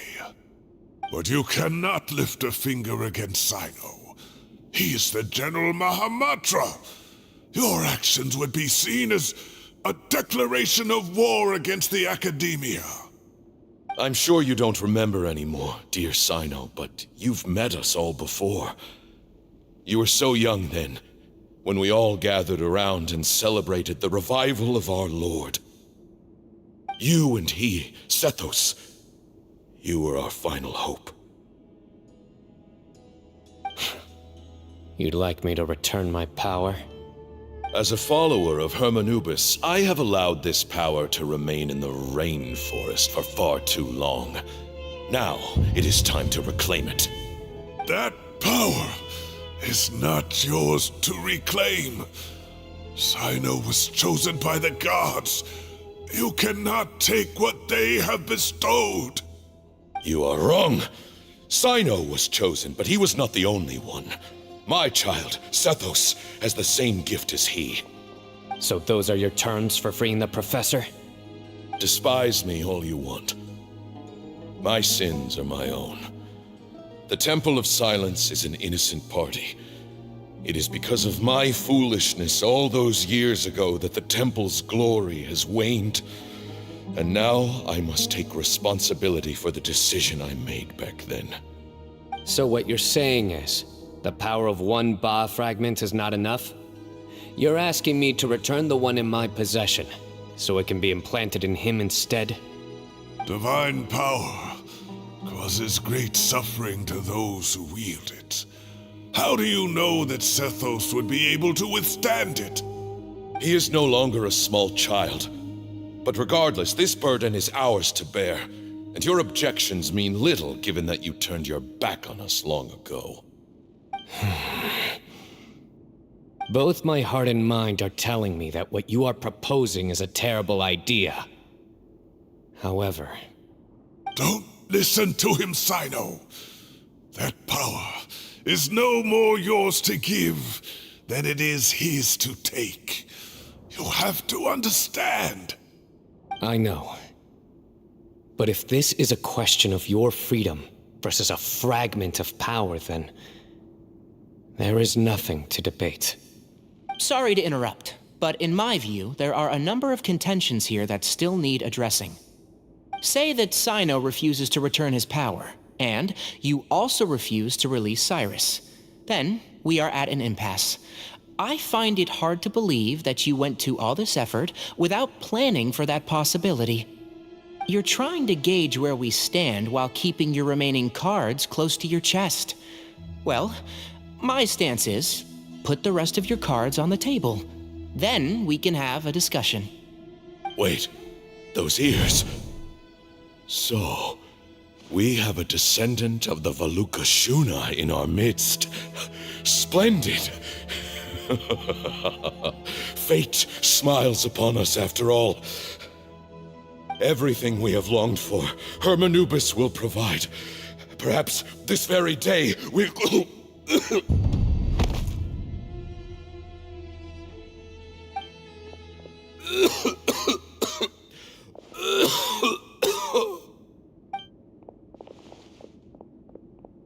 Why is he coughing so much? He looks like he's in really bad shape.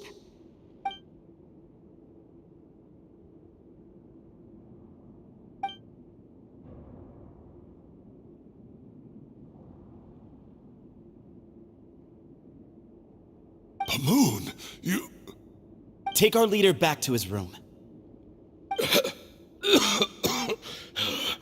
Sethos, you must... Grandfather, I know what you wish to say. Leave this in my hands. I don't like to drag out conversations, so I'll just cut to the chase. Had Cyrus not stopped the experiment all those years ago, the plan would most likely have been a success. The wisdom of Hermanubis would have been ours. Still, it's no use talking about what-ifs. We cannot change the past. I'm not like my grandfather. The Temple of Silence has a grand legacy and a sacred duty to fulfill. So it's somewhat inevitable for the leader to have an inflated sense of self. But I see things a little differently. I don't believe the temple has the same stature that it once did. Time has worn away at its prestige and changed things almost beyond recognition. So I'm not going to force your hand. You're all free to leave. Except for Cyrus. My grandfather gave him his chance once, and now I'm giving the rest of you yours. You have courage and wise judgment, kid. Reminds me a lot of Pamoon in his younger years. I truly wish that the temple would take an objective look at the academia of today. You've been to the city yourself. I'm sure you've seen that much has changed for the better. And things will only continue to improve. Why not consider cooperating with the academia once more? If you hadn't betrayed my grandfather, I might well be open to persuasion. But it's a bit too late for that now, Cyrus. Tainari made a good point earlier. He said there has to be more to your plan than this, and I agree. All you and Ba Moon are after is the Ba fragment. The professor will accept whatever fate you deem fit for him out of a sense of guilt. I am the one who has a choice to make. And that's how it was always going to be. Ultimately, you want to trade the Ba fragment for the professor, correct? I'm glad to see you're giving it some serious consideration. I won't forsake my professor, nor do I intend to run from a problem that I must face sooner or later. Give me one night to make my decision. That works. Then I'll be waiting to hear your verdict, Cyno. Oh, my grandfather still has a fair few things he wants to say to Cyrus, so I'll be escorting him back now.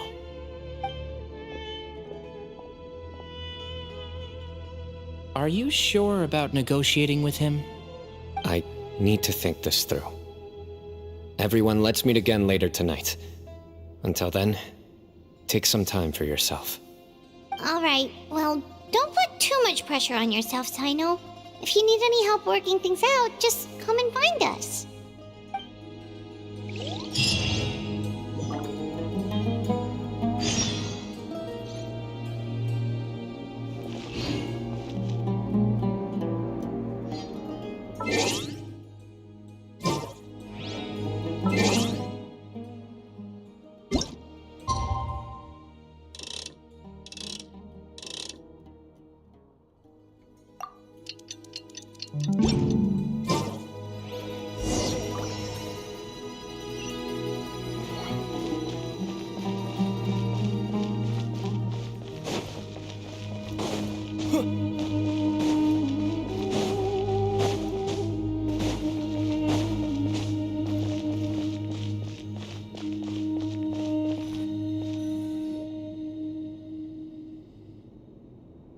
I've taken some time to reflect on this. If I had to guess, Professor Cyrus came to the desert knowing that he would almost certainly never return. He's a stubborn man who tends to double down when he feels strongly about something. We won't get anywhere trying to convince him to escape. I agree. My master Nephis says the same thing. Once Cyrus makes up his mind about something, he won't listen to reason. So that's one thing. A few other things come to mind too. You've heard all you need to hear about the Temple of Silence, so on that, I don't have anything to add. My own memories of this place are hazy, though. Probably something to do with the overpowering presence of the Ba fragments. That might explain why I suffered from constant headaches and fevers as a child. I do remember having some fleeting moments of profound emotion when vague images would appear in my mind. But I don't recall much, only bits and pieces. I was still young then, and all I could understand was that there was a strong will inside my mind. Thinking back on it now, I suppose it was Hermanubis' way of trying to encourage me, even if we couldn't communicate. The power that came to inhabit my spirit was probably one of the cornerstones of their whole faith. So if the will and might of Hermanubis is a real, intangible thing, and they are its rightful worshippers, then... You're not gonna give in to their demands, are you? Surely there has to be another way! No. I have no intention of returning it. I need this power to protect Sumeru. But the temple has the right to make the final decision over its fate, since it belongs to one of the 7 pillars of King Deshret. So I will challenge them head-on, and win the right to wield this power for myself, fair and square. This reminds me of something Alhaitham mentioned to me just before we left. He said that the Temple of Silence was originally founded by the ruling elite of the day. Traditionally, such organizations are bound by a strict and ancient code of nobility. Kaveh has made similar observations about the desert tribes from his work trips there. He says many of them have their own internal rules. They talk about the importance of never dishonoring their tribal bonds, or the rules laid down by their ancestors. I think we could turn that to our advantage. Go back to them with a proposal of our own. Wow, and just like that, we've turned the tables on them! Looks like we have the same idea. Turn it back on them now while we still can, in terms that they cannot refuse. That's how we win this.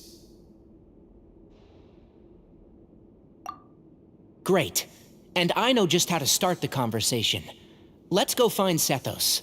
We'll tell him that I know a thing or two about medicine and would like to take a look at his grandfather's condition.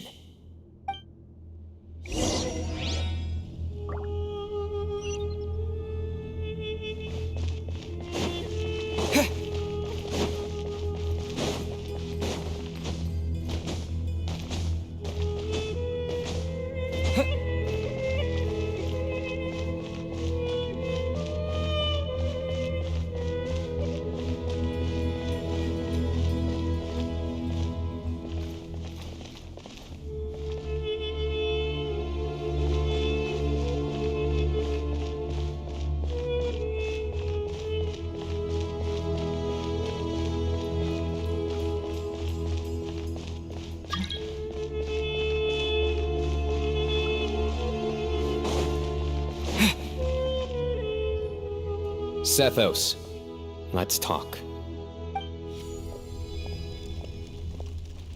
Have you made up your mind? We'll get to that, but first, I have some degree of medical training, so I was wondering if you might let me take a look at your grandfather? I have no objections, although we do have our own doctors here. I doubt you'll be able to tell us anything we don't already know. Only one way to find out. Follow me. Keep your voices down. We don't want to disturb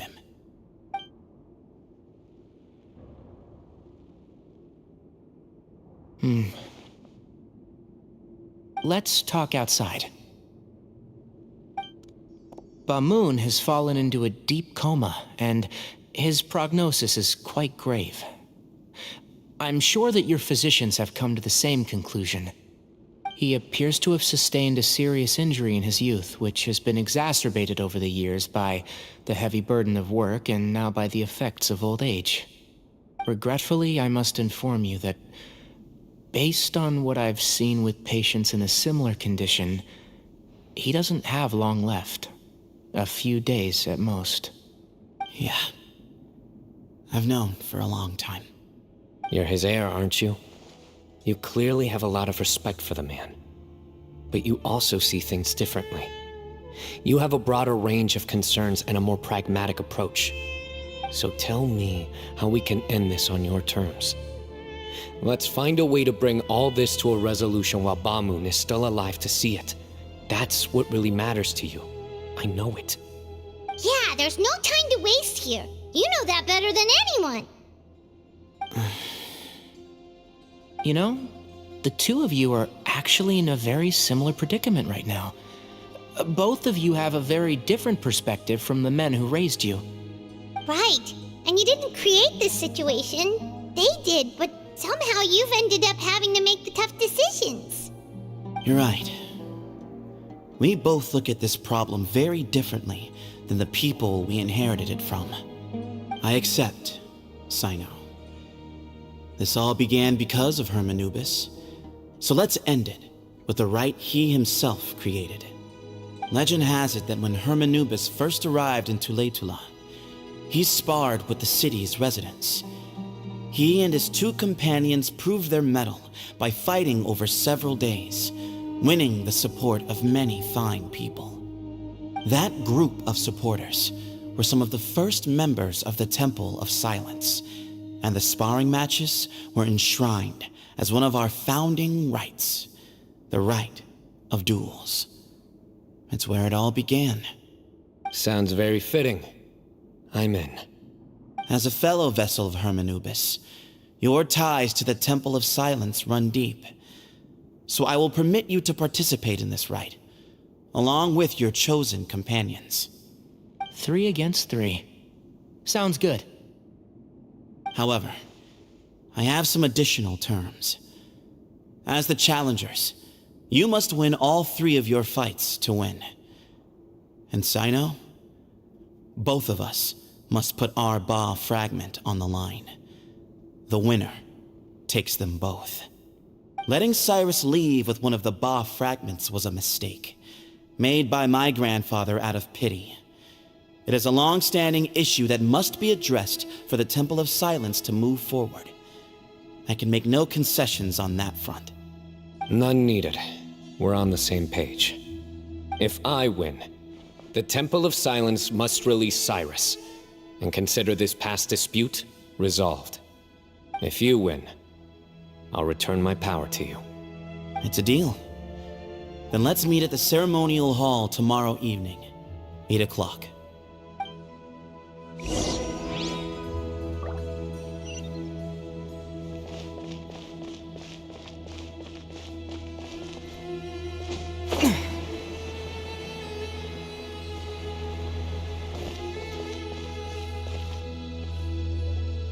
Well, after how that went, there's definitely no turning back now. There never was. Turning back hasn't been an option for me since the moment the professor slipped away to return to the desert. You have to win. You need this power, both as General Mahamatra and for yourself. Yeah, that's right. Besides, it stayed with you ever since you were a small child. Surely that's a sign it thinks of you as its rightful owner. Both as General Mahamatra and for myself. Yeah, when you put it that way, I've had to overcome a lot to tame this power and claim it for myself. Not everyone could have done that. Exactly!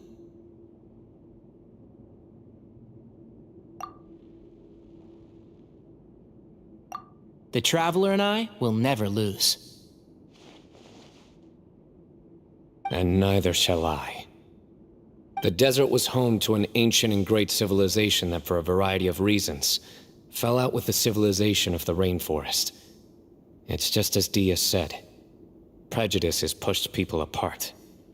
But there must be personal factors at work here too, I can't shake the feeling that Bamoon cares for many more things than he lets on. And I don't think that Zethos is any kind of villain. He's just doing what he thinks is best.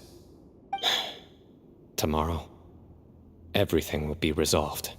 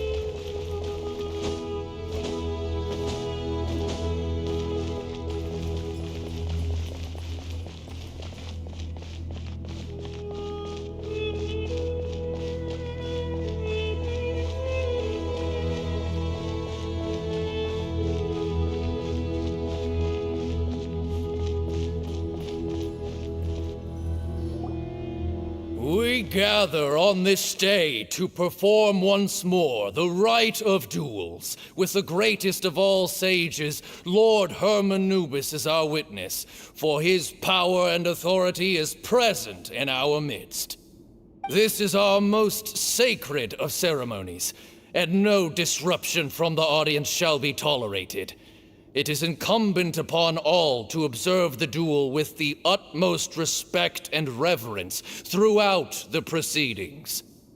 Representing the Temple of Silence, the Defenders.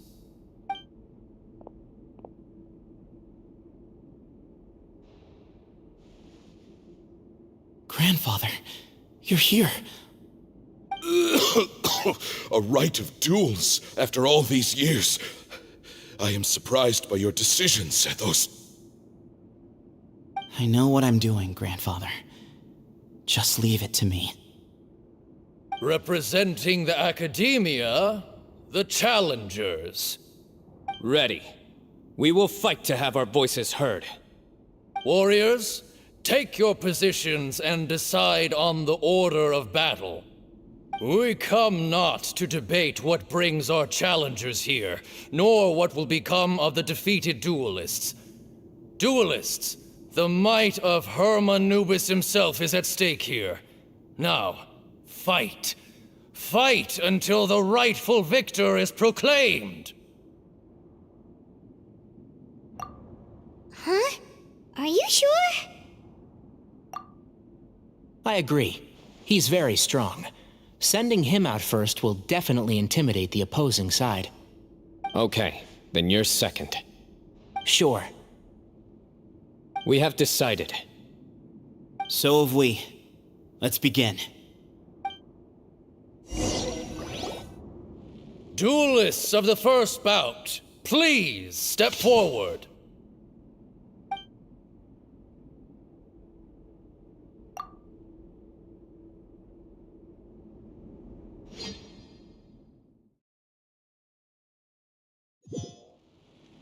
Don't forget, safety first! Hey, you there! You better play nice with them or Paimon will make you regret it! Little bit too much chatter from the audience over there. Hey!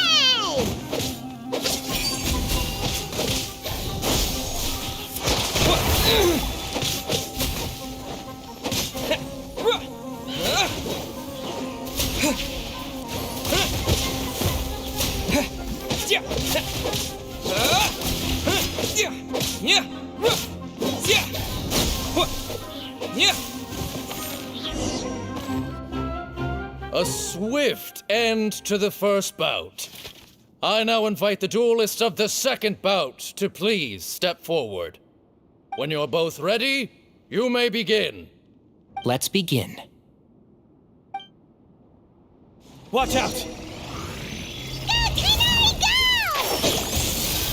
He drank plenty of water before the bout. so we should be fine.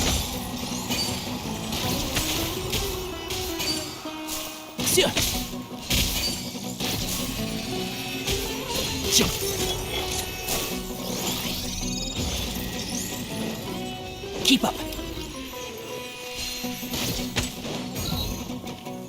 And shroud.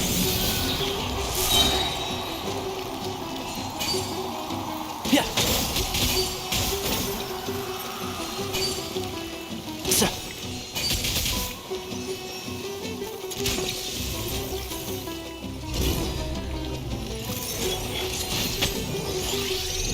One with the force. I hear everything.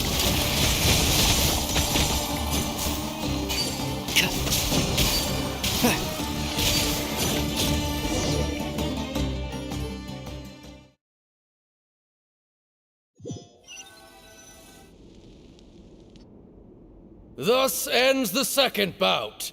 We will now move to the third bout. Duelists, please step forward. I'm ready.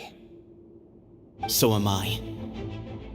This is the final stage of the rite. I remind you both that the terms you agreed upon in advance are binding. When you're both ready, you may begin.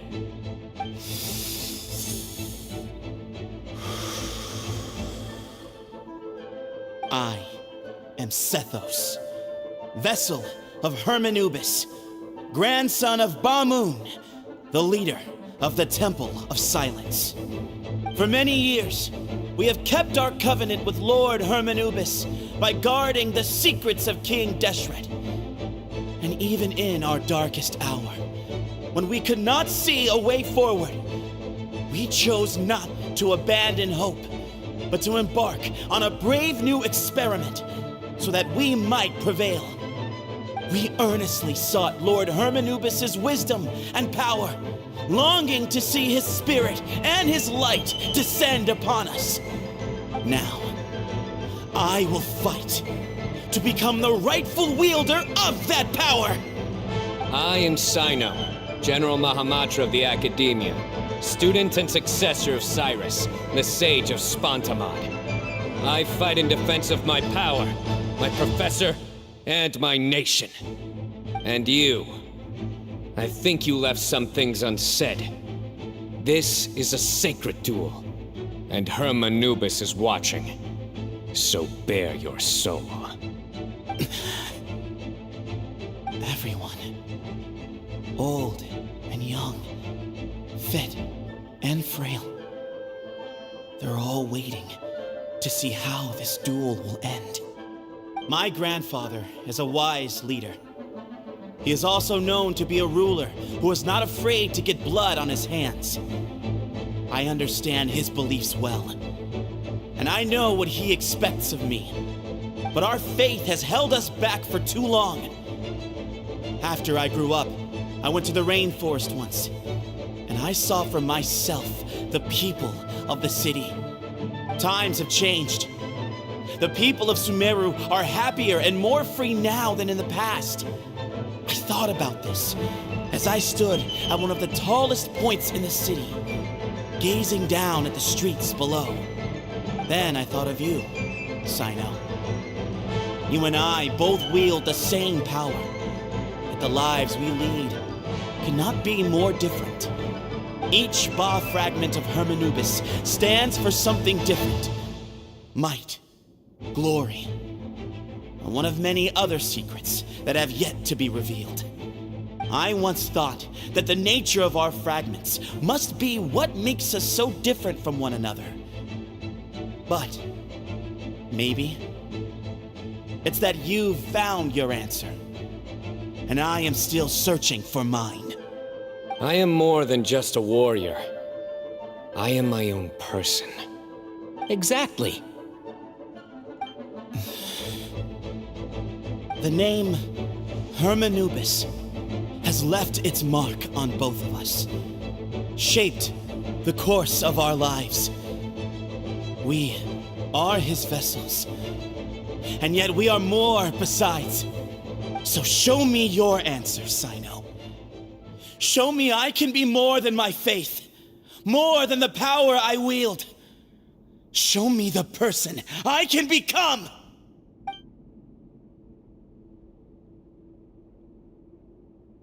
Bring it on!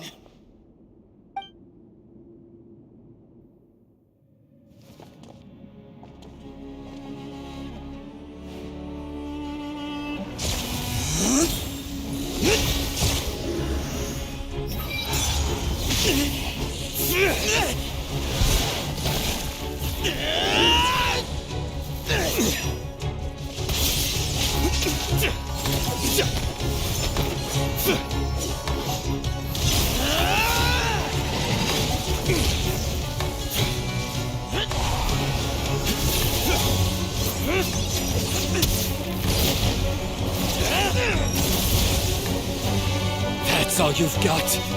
What happened to searching for your answer?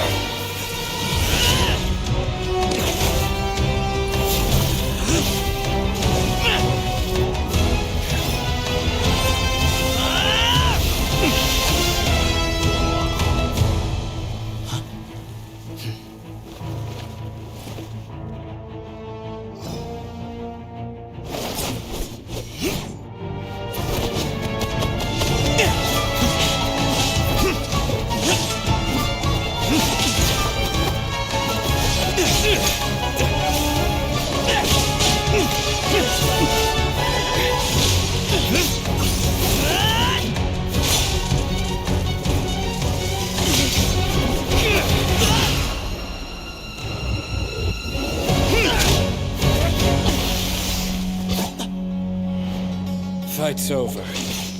Do you yield? You won.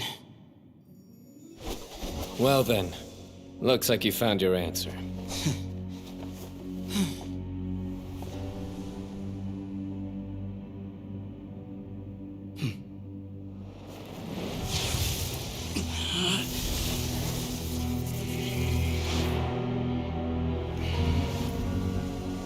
I give his glory to you.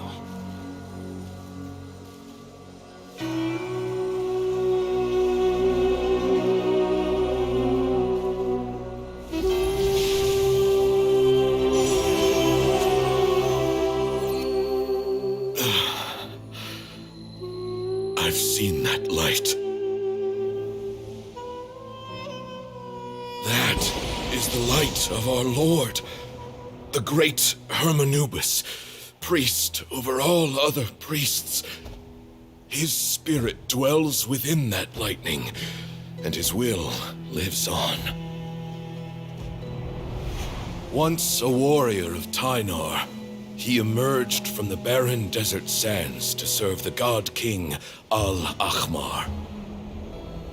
After the death of the god king, Hermanubis gathered his followers and the Tynarian priests and led them to the city of Tule-Tula. There, they founded the Temple of Silence, and from that day forth, we became stewards of all knowledge that survived from King Deshret's civilization. Barely a century passed before war ravaged the desert. One by one, Eremite leaders took up arms against each other in battles that would devour what little remained of their civilization. Only the wise city of Tule-Tula was spared under the guiding hand of the Tynarians. But peace did not last. Coveting the knowledge of King Deshret, the beasts set their eyes on Tule-Tula. The king of Gurabad laid siege to the city and ordered the sages to surrender to him the Temple of Silence as proof of his victory. The ruling elite colluded with their oppressors, betraying the temple so as to hold on to their rule over the city. They declared that the knowledge guarded by the temple was the true cause of corruption. These were dark days, and we faced enemies on all sides. Our Lord had long since exhausted his strength, keeping the forbidden knowledge introduced by King Deshret at bay. To ensure the temple's continued survival, he broke his being into many pieces and began the ceremony of Hermanubis' legacy, bestowing his power upon his mortal followers. With this power, the temple was able to defeat the tyrant's army. Yet, we were not hailed as heroes. Strange and unfamiliar as this power was, it struck fear into the people's hearts and drove them to reject us.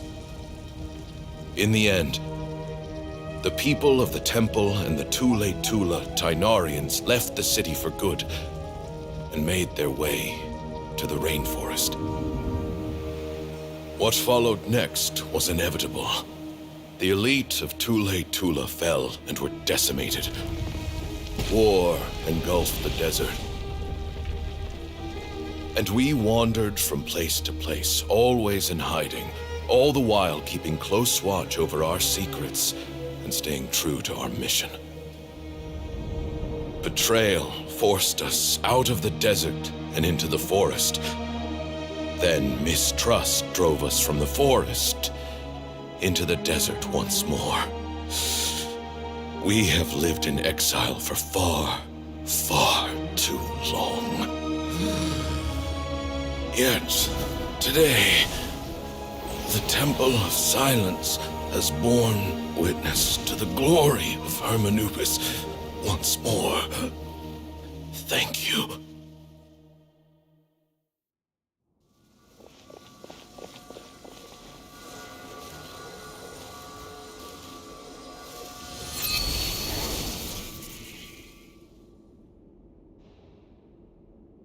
How is it? Do you feel okay?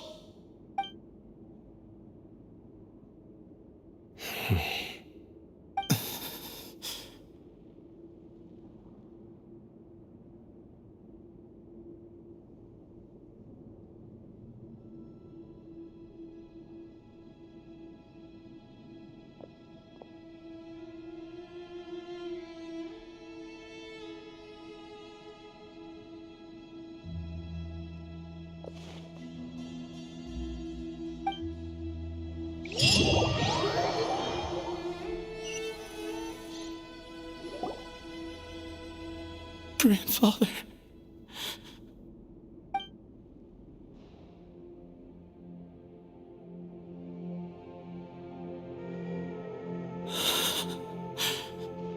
Hey, Sethos. You'll get through this. I know. I'll miss him.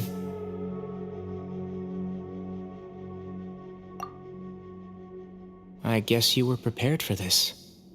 It's been a long time coming, huh? Yeah, he's been on death's door for a very long time now.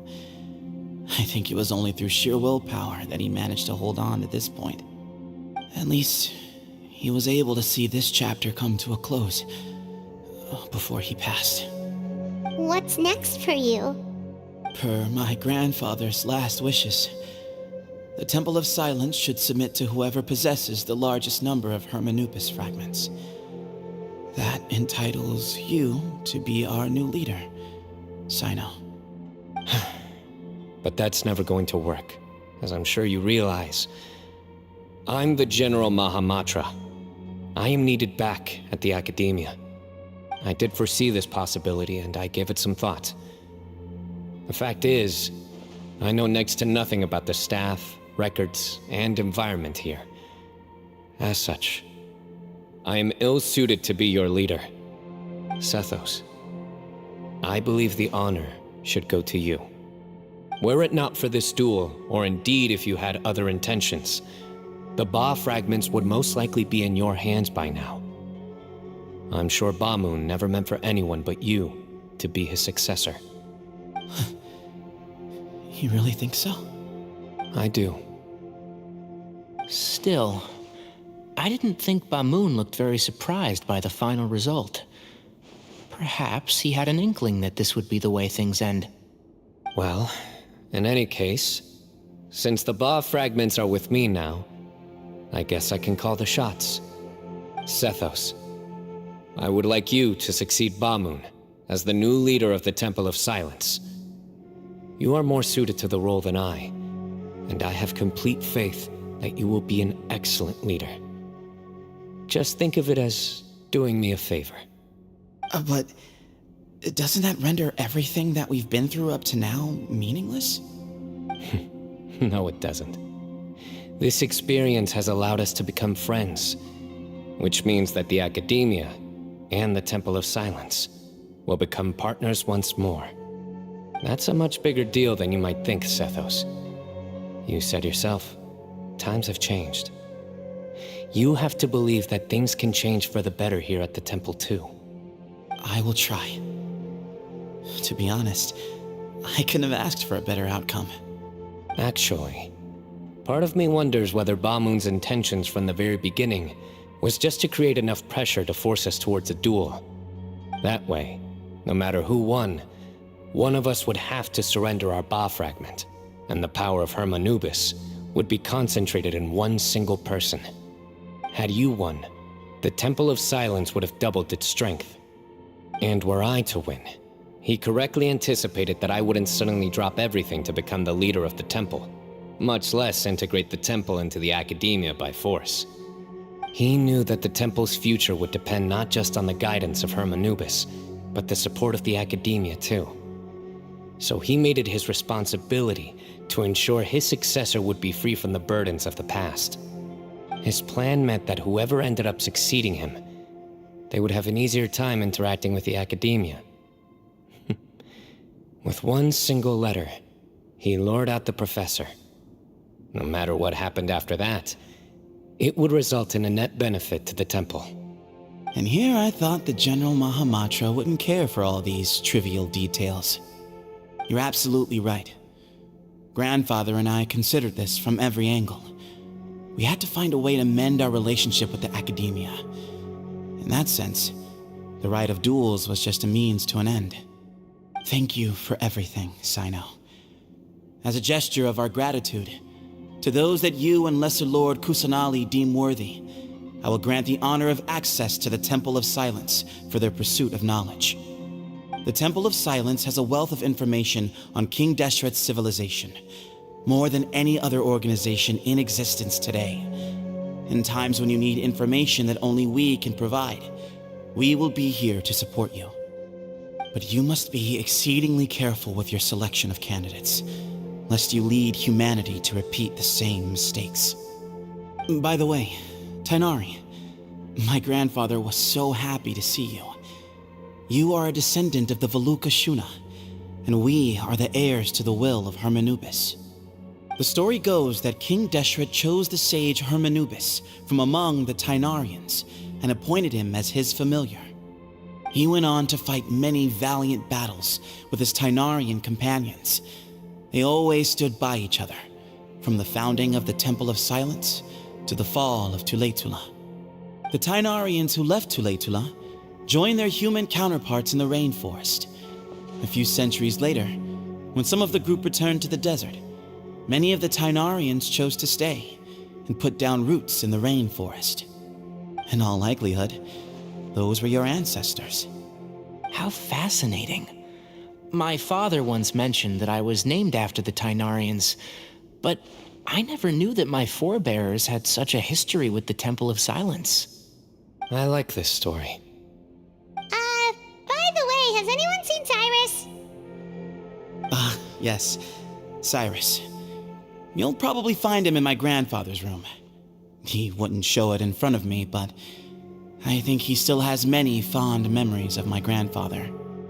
If it's true that you and your grandfather really planned for everything to turn out this way, then I guess he didn't really resent Cyrus as much as he appeared to. Who knows? Perhaps all of us, you, me, and Cyrus, we're all just pawns in my grandfather's plan to set things straight. He was awful like that. Someone's got to make the decisions when history is at a crossroads. I will make a detailed report on all of this to Lesser Lord Kusanali. and arrange for an official delegation from the academia to come and meet you in the desert. I'm sure you'll have lots to attend to in the days ahead. But once things return to normal, please come and visit the rainforest again. You should stay for a few days this time, and start to build some relationships. If we're going to work together, both sides have to get to know one another better. I will. All right, well, bye for now, everyone. I'll be seeing you. See you soon. Come hang out with us anytime.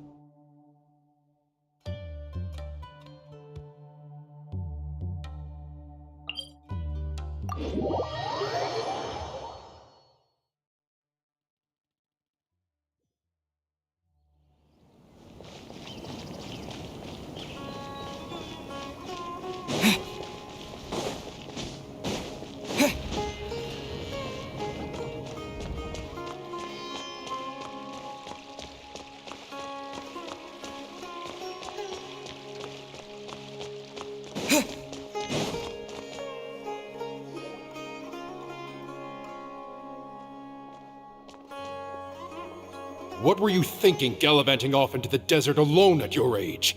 What if you take the bucket, You told not a soul what you were up to, designated nobody to handle your affairs, and left everyone scrambling frantically to try and figure out how on earth to clean up the colossal mess you'd made. Oh, please, will you stop your yelling? What other choice did I have? What do you mean, what other choice? Do you mean to tell me that after all your years of learning, and sagehood no less, the only idea you could conjure up in that white-haired walnut of yours was to shoot off into the unknown like some hot-headed 20-year-old adventurer? A one-man suicide mission, That's the best idea that one of the finest minds of a generation could come up with, is it? It astounds me that you survived the journey, and you're lucky that Ba Moon didn't finish you off when you arrived. All right, all right. Honestly, the way you're going off on me, it's like you wish you'd been there to lend him a hand. Does it mean nothing to you that I'm your colleague and former classmate? I've got nothing more to say. What's the point of berating an old bag of bones? What do you mean, bag of bones? I'm a flesh and blood hero who, despite his old age, saved our General Mahamatra from being stripped of his powers. Okay, look. Fine, I admit it, I was in the wrong. How can I make it up to you? What about, a month's work at the academia? 1 month? Try 3. Inari's master is really laying into Cyrus. Let's give them a wide berth.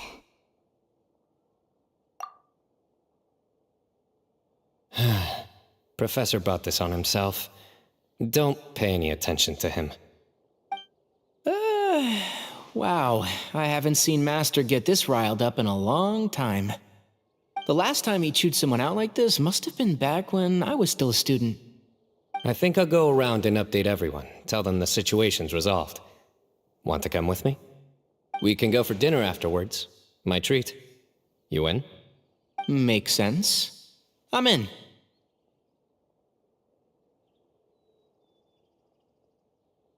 Paimon's coming too! Let's go!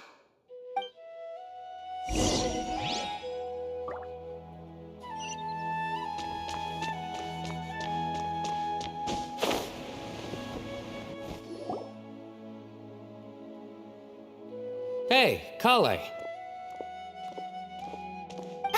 You're back! Well, look who we have here. Would you mind explaining to me what has been going on this past few days? I heard you all ran off into the desert and got embroiled in a major catastrophe. All taken care of. That does not answer my question. How could you be so careless? That goes for you as well. Yes, and you too. When you run into problems, you really ought to ask for help, you know? I've been around the block. Don't you think it would have made sense to involve me? And let's not forget, I know the desert like the back of my hand. Now would not be a good time to attempt to argue with Farazan. You're right. Mm-hmm. It's not the first time that I've had to talk to you about this sort of thing either. You need to learn that there are times when the right thing to do is get a more experienced member of staff involved. Do I make myself clear? Because if you don't, Kale, please do something. He's giving me the signal. All right, guess it's time to play my ace in the hole. Say, Madam Farazan, I can see you're pretty upset, but, I was just wondering, remember that time you offered to give me a tour of the academia? Does that offer still stand? Huh? Wait, did I hear that right? Kale, you remember? Wonderful. Well, of course the offer still stands. Come on. Madam Farazan will show you around the old classrooms.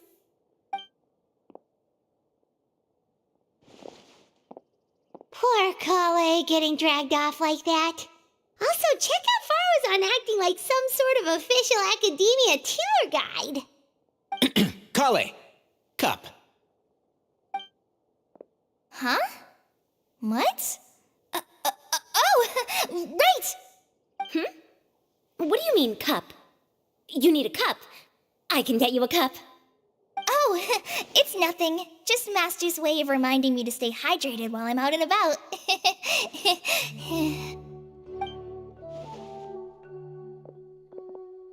It's code for let's reconvene at the cafe. Tainari and I used it while we were in school, and it's become something of a family tradition now. Oh, that's kind of fun. Mm-hmm. 2 people left. Let's bring them along, too.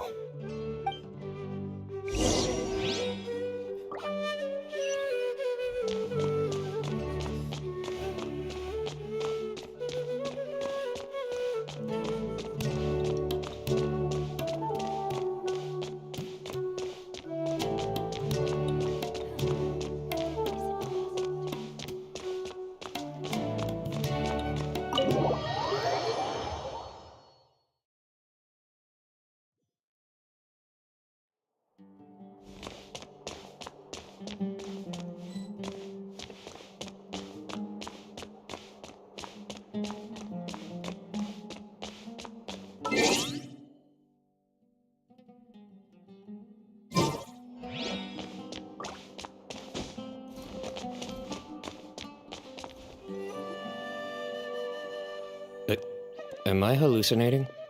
Or do I see Kaveh and Alhaitham engaged in diligent studying? We're just reorganizing all the books we used.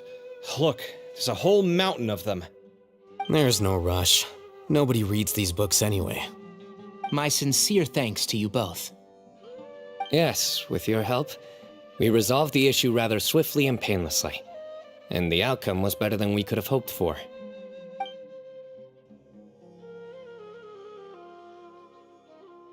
I see. The Temple of Silence resorted to rather unique means of self-preservation. It explains how they managed to remain hidden for so many years. And it sounds like they managed to preserve a whole load of ancient documents as well. I'd love to go check those out if I ever had the chance. That day will come. The Temple of Silence is a hugely important organization, and we'll be sure to maintain good relations with them in the future. Now, as a token of my appreciation, I'd like to treat everyone to coffee. Sounds good. Yeah, sounds great. Although after the last few days, I don't know if I can handle another coffee. But I can just order something else.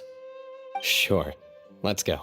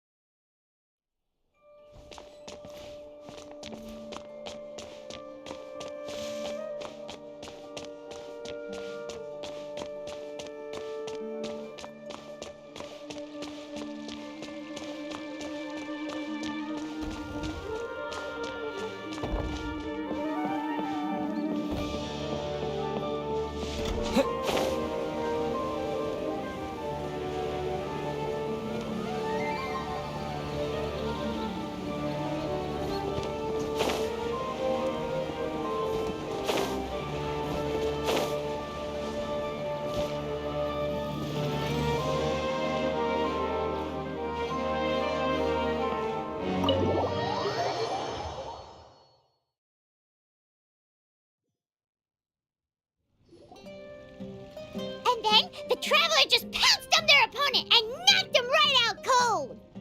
Then there was Tainari. He put up an amazing fight too. We ended up winning all 3 bouts. Whoa! Part of me wishes I'd been there to see it, but I'd have been biting my nails off worrying about you guys. A truly edifying account of the events. Bereft of detail, but it has livened up the room all the same. Hey, Paimon included all the juicy details. The Traveler just pounced and then waved their sword like this, then spun around and blocked. Despite winning 3 bouts in a row, you still ceded the position of leader to him. That's very dignified of you, Cyno. Of course. Being dignified comes with being a true champion. I got to be a champion too for once. I've not sparred much with desert folk before. It was a pretty unique experience.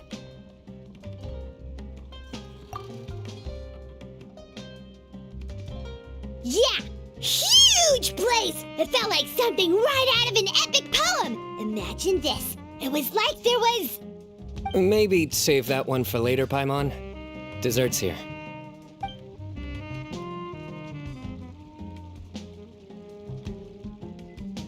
I think that'll do me for today. Shall we stop off at the House of Dana again before heading home? We should probably finish putting all those books back. My thoughts exactly. See you around. I should get going as well. See you all later. Make sure you get some good rest tonight. I need to go say thanks to the Core 30 for their help. Also, Sir Nephis says he wanted to introduce me to some of the Academia's work processes. So, I gotta dash too. Kale's come a long way. She's much more confident at dealing with other people these days. Everyone's a work in progress. You never stop learning. Yeah, true.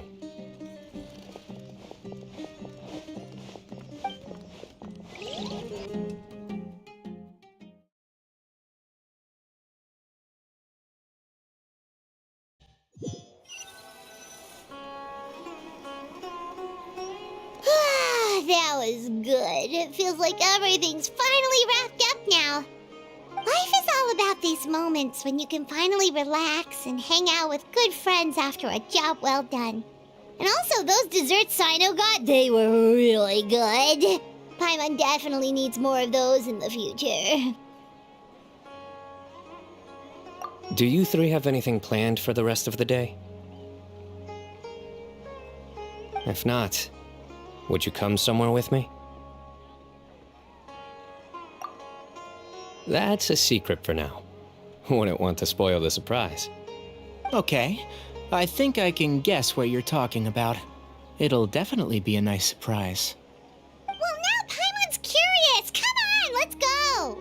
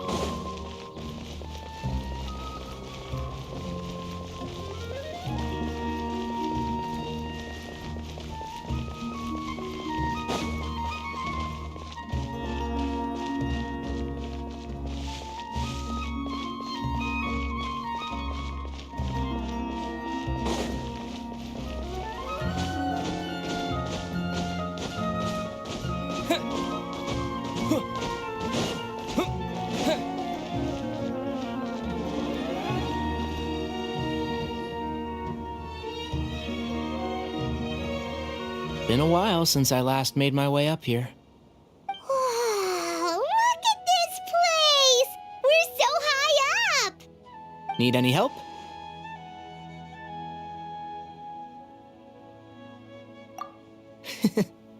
As you wish. It's a nice spot, isn't it? What a great view! We're so high up, we can see for miles! Traveler. Turn around.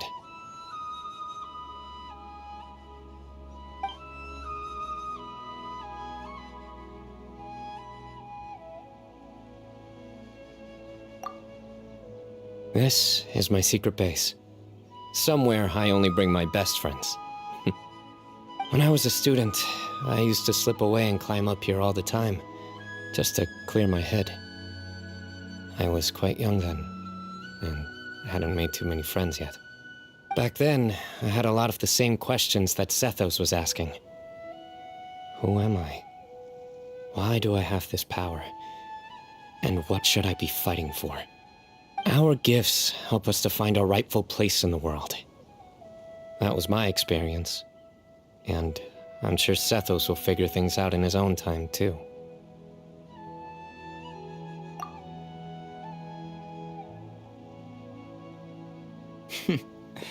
You two really are like brothers. I feel the same way.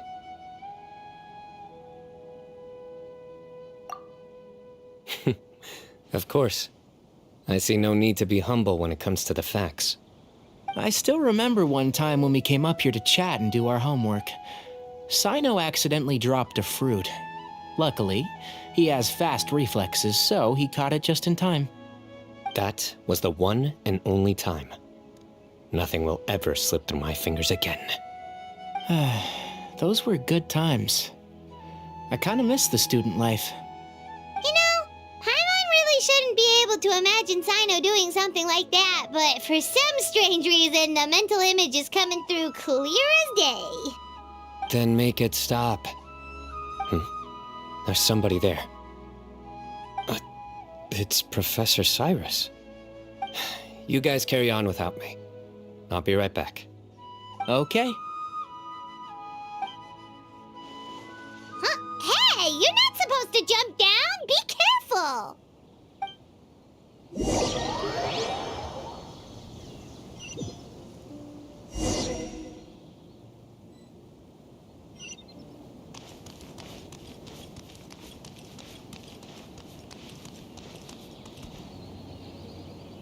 Oh my days.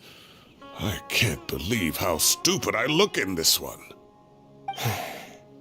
Professor, what are you muttering to yourself about? Cyno, just the man I'm looking for. Guess what I found in some old notebooks? Some old photos? Can you believe it? This notebook was just sitting in a pile of odds and ends in the sage's office. I must have forgotten to take it with me, and no one's touched it since. It was still right there. I was at the Academia earlier to discuss my workload with Nephis. I swung by the old office to have a look around and just happened to cross it. Oh, time flies. Look how tiny you are in this picture. Still a kid. You look quite young yourself in that one. Ah, it's this one. I remember that. Lisa took it, didn't she? Yep. Looks like her work, all right. Who else could have found just the right angle to make me look so unbelievably hideous? And this one. Looks like we're both dozing off. Oh, cheeky girl. Taking secret photos of us without our knowledge. Is there something you'd like to say to me, Professor? Like what? Like, these are good photos, aren't they?